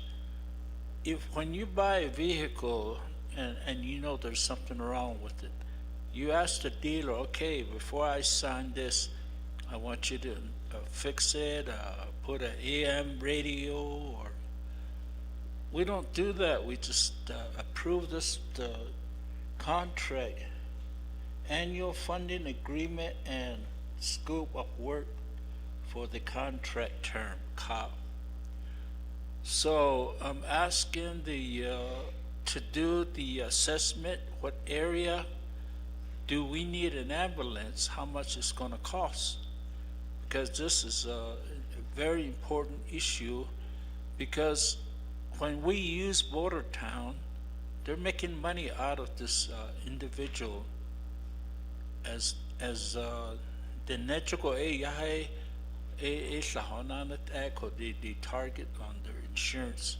So, like in Crown Point area, for instance, from Crown Point and Casimir Lake, they don't come out. We usually have McKinley County ambulance come to our chapter area. So if a person's taken from Casimir Lake to Gallup and they end up getting a bill, and then you try to work with IHS to cover this cost, they give you a runaround. So these are some of the issues I'm talking about. So those agreement has to be. So I'm looking at this agreement. Washington So this is a good topic, because we're doing it for our community. What area should we provide services? Rural area there. So those are some of the,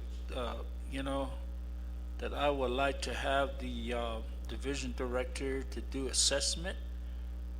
And okay, this is how much money we need to put another EMS and personnel. So we're not asking the government for additional funds, because all contract over on his canal, or so I would like to make that directive, and next within 30 days we should have that answer and see what we can do for the other community, because police job on that though. All we say is, I know the law enforcement go to Washington and so there's a lot of issues out here.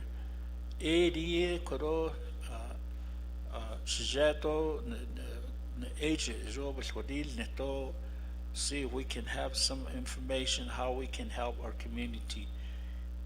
About this, so so if I'm order of pro temp chair, that would be my directive to the EMS directors in Lincoln area. About this pro temp chair. Thank you. Thank you, Honorable Toth, for your comments and questions. And we'll go ahead and have you work with our Legislative Counsel, Dana, on that directive. And I'd like to give it back to our sponsor for a response to the comments of Honorable Toth. Thank you, Chair Pro Tem, and to Shia for asking the question again. So you can see some of those figures when you look at attachment 2, page 2 of 7, but also the budget forms are also a part of the legislation, and you can peruse through those figures as well to get a general understanding on the cost. And I appreciate that type of an assessment. I'll leave it up to OLS also to work on that language. In the meantime, I will have my agent address that assessment, but also clarify some of the figures that you see attached to the legislation. Okay.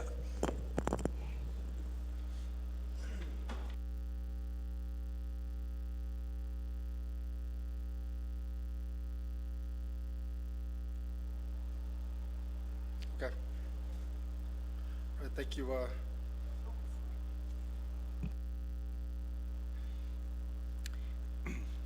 Okay, Honorable Toth, thank you. We will comply with any requested information as needed, and in regards to the budget, as Honorable Dr. Endinez mentioned, inclusive into the information that is put forth in this legislation, we do have our proposed budget that is supportive of this contract, and this budget is based on an annual basis. So we do have that reflected in the attachment documents, and then also in our annual funding agreement that is also part of the 6-year contract term, that is also included within that scope of work. It's broken down from the base, and the budget does include 157 EMT positions. That is what the contract it allows us within the terms of the budget that is proposed.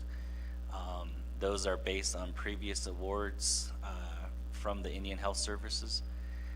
And also inclusive is the indirect costs as well as the contract support costs. Yeah.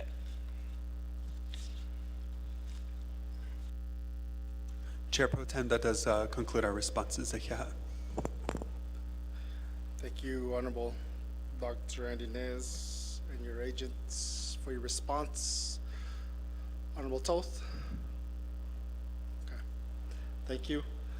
This time I'd like to take it over to Honorable Sherilyn Yazzie. You have the floor. I believe it's good afternoon, everybody.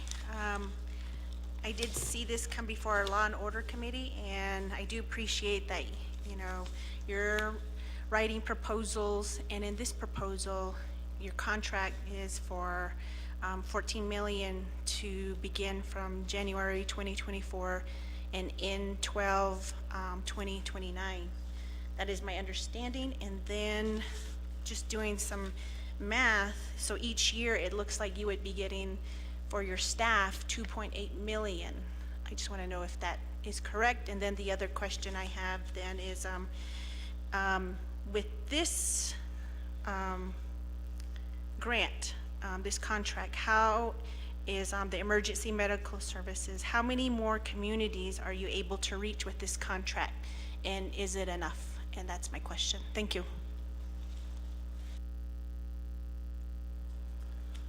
Thank you, Honorable Yazzie. Give the floor back over to the sponsor and his agent to respond to that question. Thank you.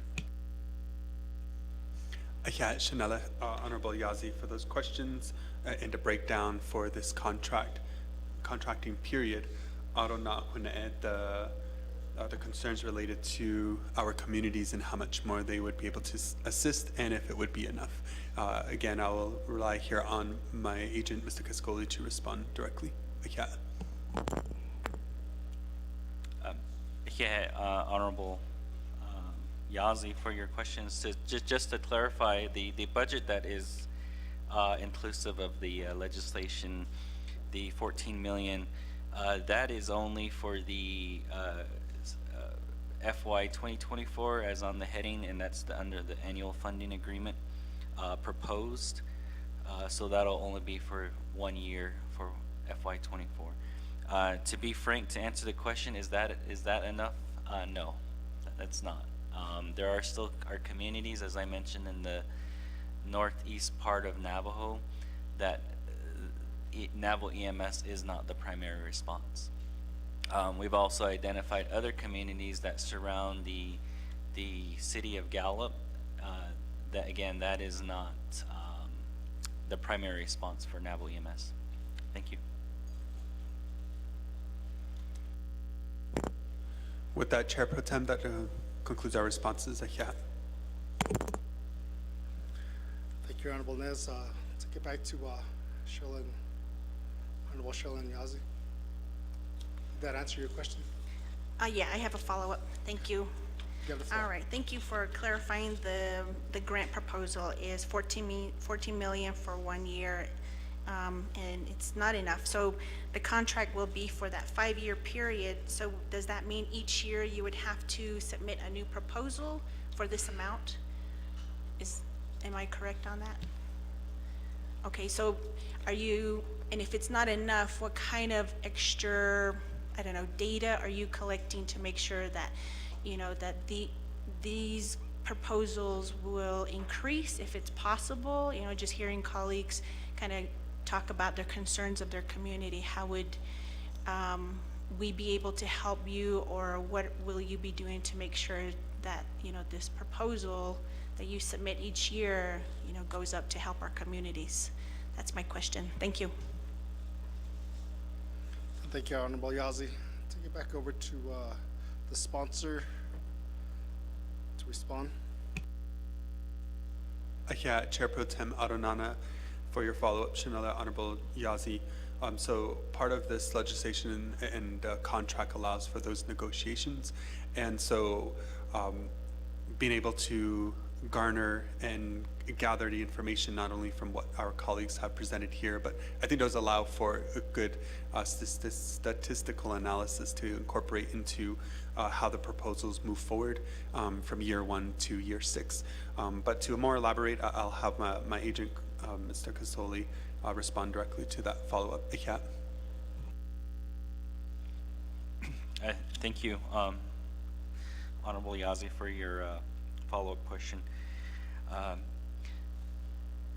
So in regards to the unmet needs, I guess I'm going to say unmet needs. When we sit down and negotiate with the Indian Health Service, we have yet to see any dramatic increases over the past several years. We've voiced our concerns on some of the communities that are not served or primarily served by Naval EMS. But our arguments seem not to phase the Indian Health Service. And what we do get cited back to us is it's based on the congressional appropriations, and that comes from Washington D.C. and then is funneled through the area office in St. Michael's. So despite our efforts to continue to advocate for our Navajo people in our communities, we pretty much see the same budget each year. Thank you. And with that, colleagues, I think we can certainly add to our own agenda when we advocate on the Hill. I know Tribal Interior Budget Council Tibet is currently occurring this week as well. And so some of these challenges that are faced by our programs who get 638 funding and should be included in some of these formula. And I know as Navajo Nation, we always carry a unique situation to many of our instances when we go before the state or federal officials. And I think this is one of many different examples that we can help advocate on behalf of EMS, but also on behalf of our communities. Back to you, Chair Pro Tem. Thank you, Honorable Nez. Give the floor back over to Honorable Yazi. Do you have a follow-up? Thank you. And yes, you are correct. TIBIC is happening this week. Just kind of getting back from there. It doesn't look too good, but I'll leave at the end of this week. They'll bring back more information on what the final outcome was. So since we do negotiate, or that you do negotiate with IHS, I kind of want to know who is the individuals or the departments that you're negotiating with, and I want to know how here council can help. Can they help? You know, would it be possible to get an understanding of, you know, what that would look like? Because I think I'm sure IHS does get funding, but I want to know specifically how those dollars are being handled and where we could possibly work with them to make sure we're getting more EMS dollars for our communities. Thank you. Thank you, Honorable Yazi. Give it back to the sponsor and his agent to respond. Yes, excellent follow-up. I think that also helps when you go to our, again, state or federal agents, then you're able to identify and help advocate, because I know in many instances with 638, not all 638 are able to advocate directly, but when we have the opportunity to meet with these agents, then we're able to fulfill that on their behalf. So I'll again, just give it over to my agent so that he can firmly identify those programs and officials, so that when we come across or in any of our meetings, we're helping to further advocate on their behalf. Thank you, Honorable Yazi. In regards to your questions, I do take any support to advocate for additional funding for EMS, whether it is on the Hill or in any meetings with the Indian Health Services. In regards to the negotiations, I do not directly negotiate with the Indian Health Services. That has been designated to the to OMB, Mr. Cordell Shorty. He's the contracting officer. My job at the negotiations is to provide subject matter expertise to any changes to the scope of work or any questions related from what we define as the clinical side of EMS services and operations. But primarily any contractual language, budgetary are managed and handled by OMB. Thank you. Chair Pro Tem, that does conclude our responses. Account for your questions, Honorable Yazzie. Thank you, Honorable Nez, for your response, as well as your agent. Honorable Yazzie? You have the floor. All right, thank you. I'm wondering if we could do a directive to OMB Cordell Shorty, just to kind of get an understanding of this process. So maybe as we start moving forward in this new contract that you're getting into, that we would have some opportunities along the way where we could do these increases. So I'm not sure if that would be for all of, I'm not sure if I want to do this with just LOC committee or with all of the Naa'bik'iyati.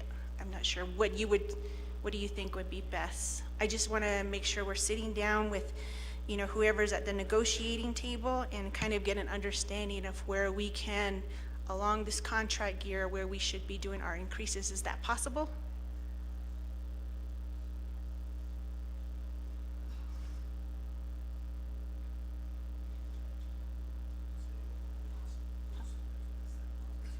Thank you, Honorable. That's what we want. That's what I want. Thank you. Thank you, Honorable Yazzie. I'd like to give some time over to our Legislative Counsel pertaining to your directive. Thank you very much. So the reason I asked to address your directive, Delegate Yazzie, is that there are going to be, I believe the Navajo Nation has, it's been a little while, but I think they have 31 638 contracts. Maybe some have been combined and it's now down to 27. All of those contracts will be coming in front of the committee at different times for renewals. Some get renewed every 3 years, some get renewed every 5, some every 6, and there's a couple out there, 1 or 2 that are 10-year contracts. And there's reasons how you get to those years. But anyway, let me be a little briefer. The Department of Justice, the Attorney General and Attorney Michelle Begay do an excellent report on 638 contracts and the whole negotiation process.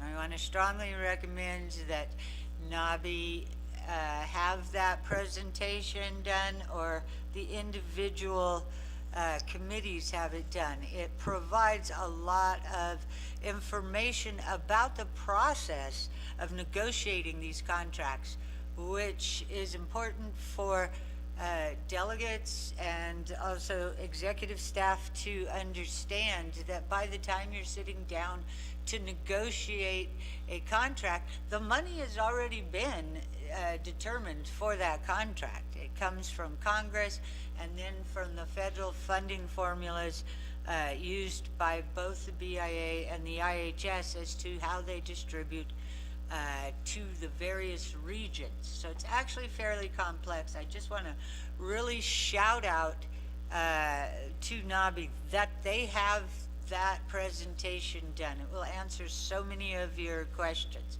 As far as Delegate Yazzie's directive, she can certainly do a directive to right now to have the the OMB, and I would include DOJ, do a special report on the how to access additional funding for EMS or something along the lines. That can be done, but it will be the same for each of the programs that come in front of you. So I will work on Delegate Yazi's directive for EMS, and once again, I encourage you to get that report on 638 contracts. Back to you, Speaker Pro Tem. Thank you, Dana. Honorable Yazi?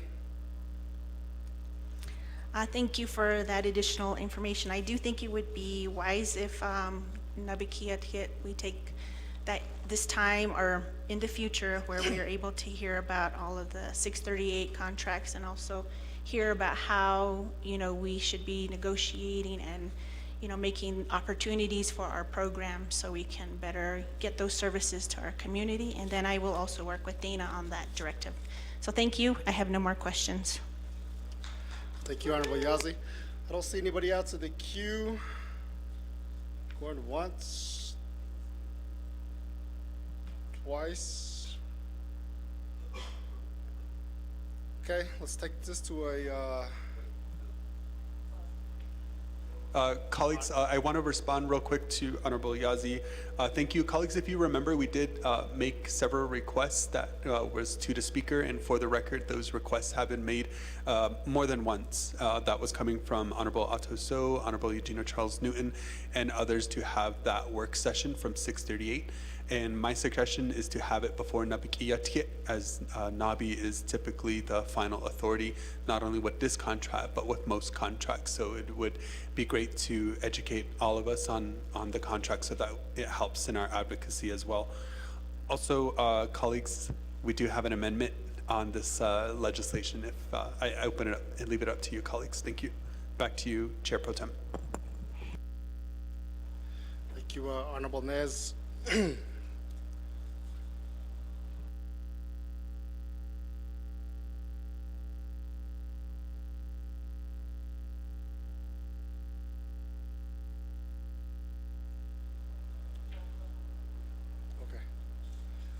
Okay, at this time,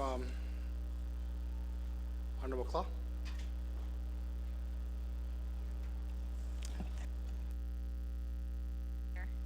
Thank you, Pro Tem Chair. And then thank you to Shatila, Honorable Dr. Nez, for introducing the legislation, and then also to my colleagues for all of the great information, and then also the questions that are posed.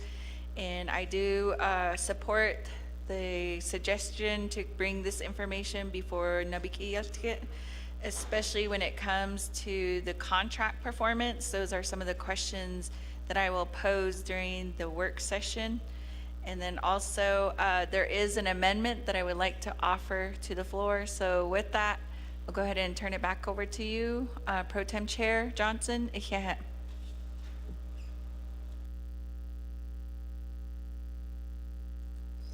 Thank you, Honorable Claude. This time we'll have Jalissa read that amendment into the record.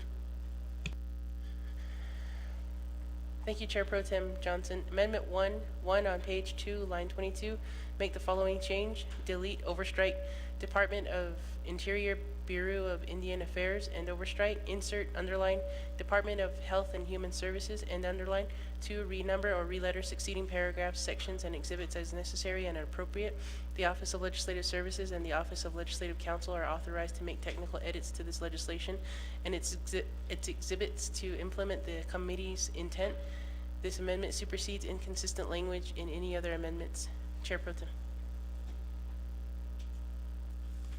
Thank you, Jalissa, for reading that amendment into the record. At this time, can I get a second to this amendment?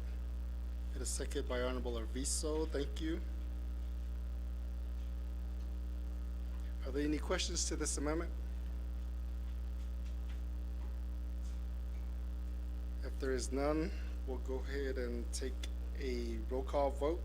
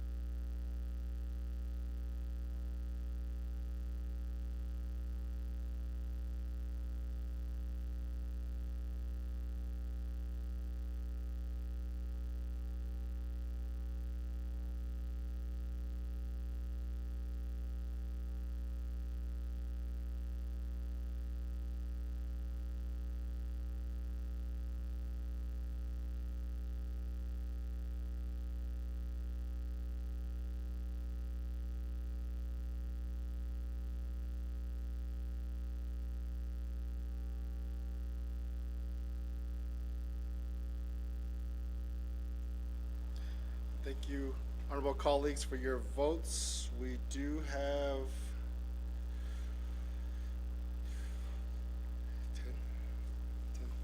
10 in favor, 0 opposed. The amendment passes. Okay, at this time, we'll go ahead and take it back to the main motion.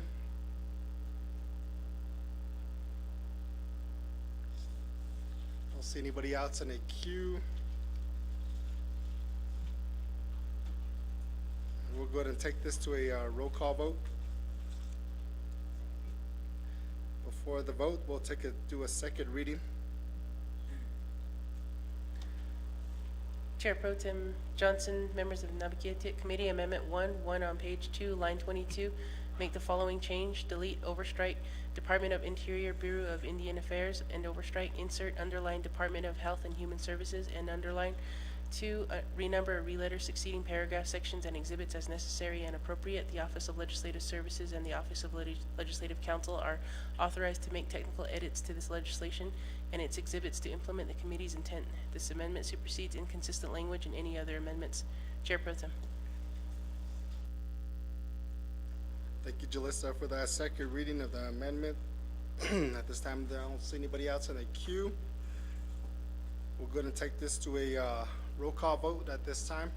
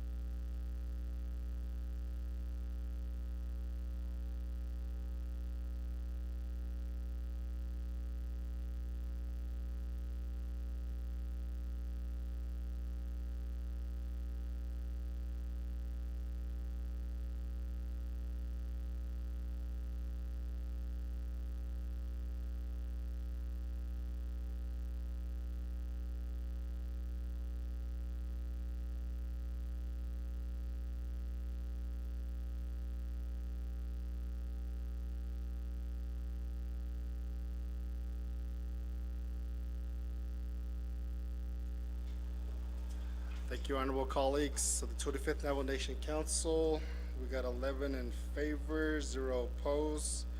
Legislation passes. Thank you, Honorable Dr. Inez and Mr. Castillo, for sponsoring this legislation.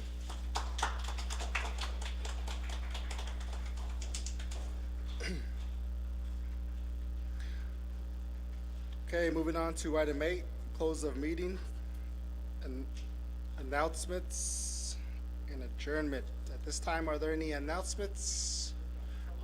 Honorable Toth? Thank you, Pro Temp Chair again. Also, thanks for the lunch. I just want to say Casimir Lake is sponsored a Veterans Day that's 28 year now. We're having that on Saturday at 9 o'clock. If you have nothing to do, come visit us. And when you get down there, it's a beautiful country.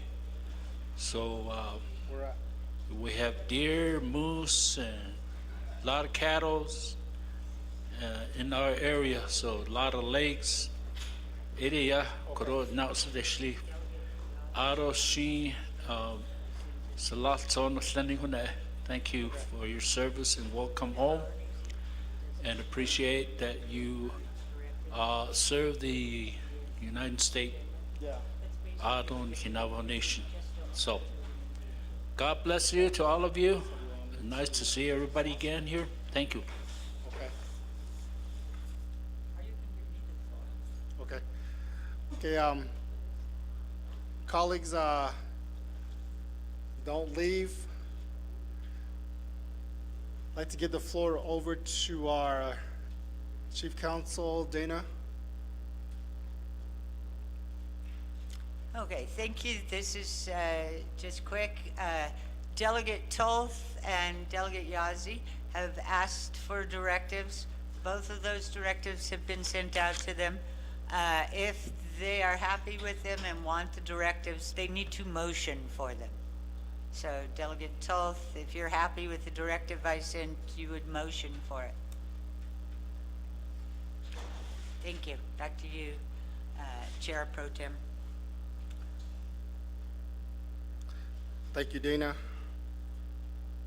At this time, I'd like to give the floor to Honorable Yazzie. I'd like to make a motion to the Naa'bik'iyati Committee.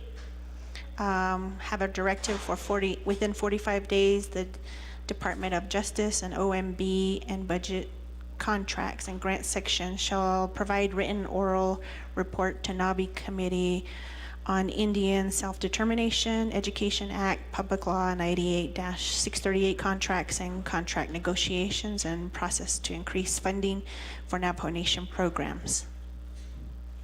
That's my motion. Thank you. Thank you, Honorable Yazzie. Can I get a second? Honorable Azra, thank you. Any questions to this motion?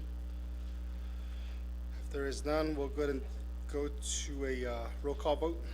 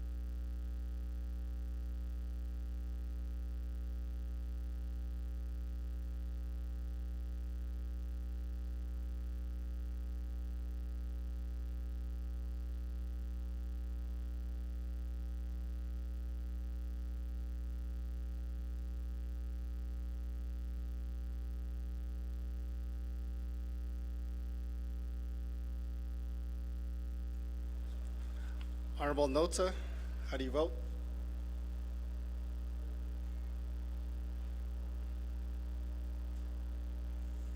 Honorable Toth, how do you vote? Honorable Simpson, how do you vote? Honorable Nez?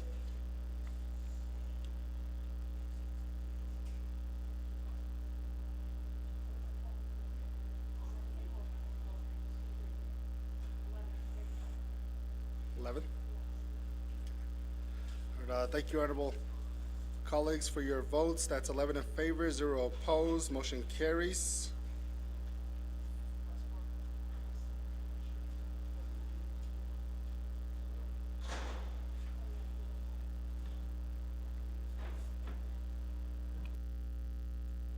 Okay, colleagues, we lost quorum.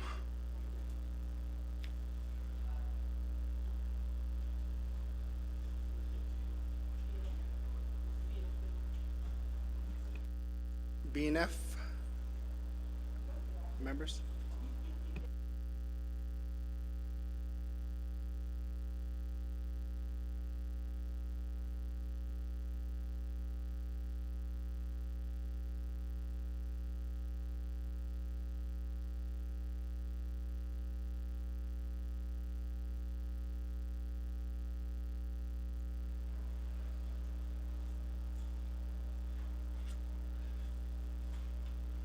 Okay, Honorable Toth.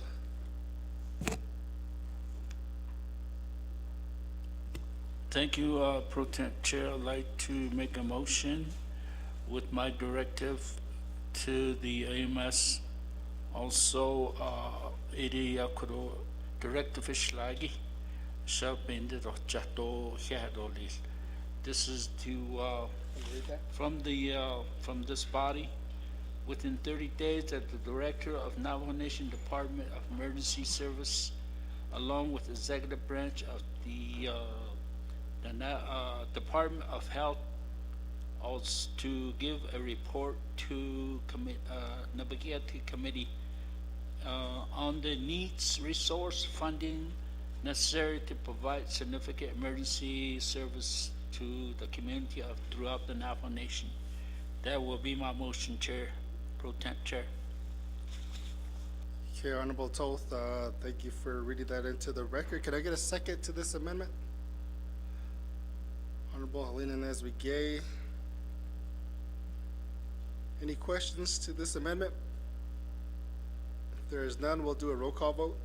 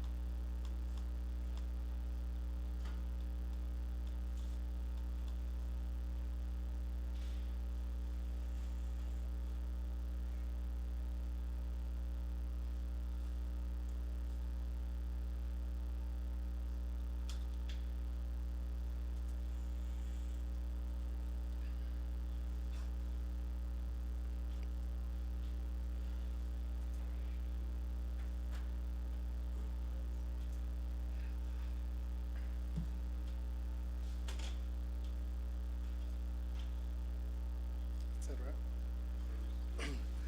Thank you, honorable colleagues. We got a vote of 11 in favor, 0 opposed. Motion carries. Okay, back to number 8, announcements. We got a next in queue, Honorable Herman Daniels. Thank you for joining us today. You have the floor.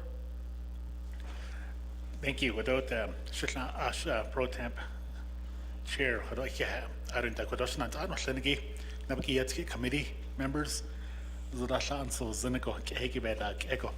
Arunana, could I apologize for coming in late? I was across the street meeting with Division Director Mike Alona and Monument Valley Park residents on Leniki Lada Ajit Lasalinko regarding issues and concerns within Monument Valley Park. Has Aniki. So even now you catered the national Arunan announcement that this evening Oljeto Veterans Organization, they're having their Thanksgiving dinner and also their veterans meetings as well. It's going to be at Monument Valley Welcome Center. And yesterday evening, I met with one of the business owner, the View Hotel. They presented a $20,000 check to Oljeto Veterans Organization. Thank you. I see, but business that I his lot, so he can't walk. I see, I see, I see, yeah, they need to the View Hotel, the Art School. That in Michigan. So I just want to say thank you. Thank you very much. Okay, Chair. Thank you, Honorable Daniels, for your announcements. Give it to over to Honorable Claw. You have the floor. Chair. Thank you, Pro Tem Chair. And then I just also wanted to make an announcement to our colleagues here, and then also to our Department of Agriculture, and then also the Division of Community Development. The Resources and Development Committee will be in Albuquerque, New Mexico for work sessions that will happen consecutively. The first day, they will start with CKP Insurance and the Department of Agriculture. So there was an invitation sent out to the Department of Agriculture. So we did encourage our grazing representatives and those that are able to attend to be a part of the work session. And then on day 2, the RDC committee will also be meeting with the Department of Agriculture, and then the Department of Interior with the Bureau of Indian Affairs, and that would be regarding grazing issues. And then also that same week, the 3rd day, RDC will be meeting with the Department of Justice in regards to Title 26 and the discussion regarding chapter government. On the 16th, RDC will have a special meeting, and that will be held at Tojajale, New Mexico. So that would also be taking place. And then on the final day of Friday, RDC will also be meeting with Navajo Housing Authority, and that would be at the Indian Pueblo Cultural Center in Albuquerque. So that would be the announcement on behalf of RDC. And then also just want to thank our veterans and those that are currently serving, and for the families that remain behind. But we are very thankful for the service. And then also to those that sit on the floor here that are veterans, we applaud you. We thank you for your work, and may good blessings be upon your entire families. Thank you, Honorable Claw, for your announcements. I don't see anybody else in queue for announcements. There is a couple announcements I'd like to share with my honorable colleagues and those that are listening online. Navajo Nation Council is hosting a Veterans Appreciation tomorrow at 8 a.m. to 10 a.m. here at the Veterans Park. So hope to see you all there tomorrow. Also on the 16th of November, we will have another Naa'bik'iyati meeting next week. And also there's a Navajo Nation Council delegates leadership are invited down to the Fort McDowell parade, which is going to be Saturday. I'm pretty sure you guys have received the information. Oh, San Carlos, right? San Carlos, I apologize. It's not. Fort McDowell is next weekend. Okay, I'd like to take some time now to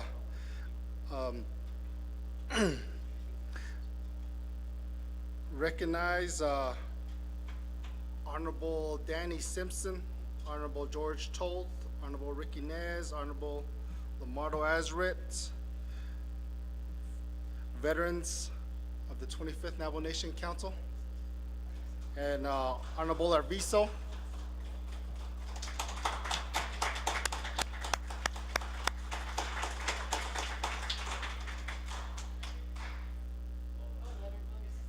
And also Honorable Leonard Mose, and also Jamie Vanderveer. And again, those that are serving, currently serving, and all the family members, military, thank you for your service. And it's an honor to be amongst you, and thank you for sharing the announcements of your Veterans Appreciation dinners.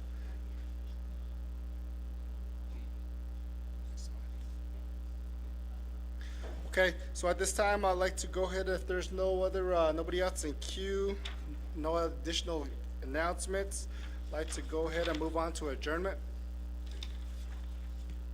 Right. Can I get a motion to adjourn? Honorable Simpson? Can I get a second? Honorable Toth? No questions, concerns of the concerns. Let's go to a roll call vote.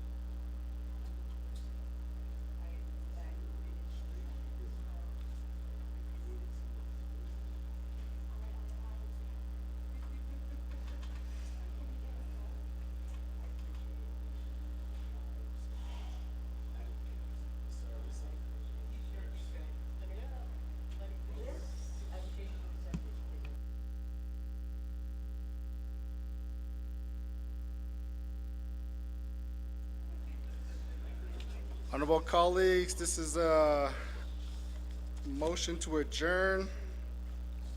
So we need your green vote.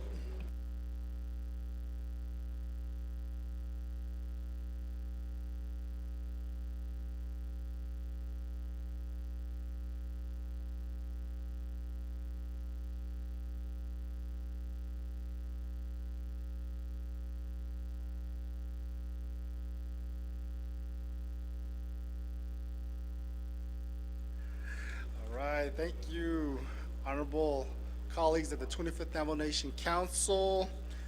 That is 11 in favor, 0 opposed. We shall adjourn at 12:52 p.m. Thank you and have a good rest of your afternoon and weekend.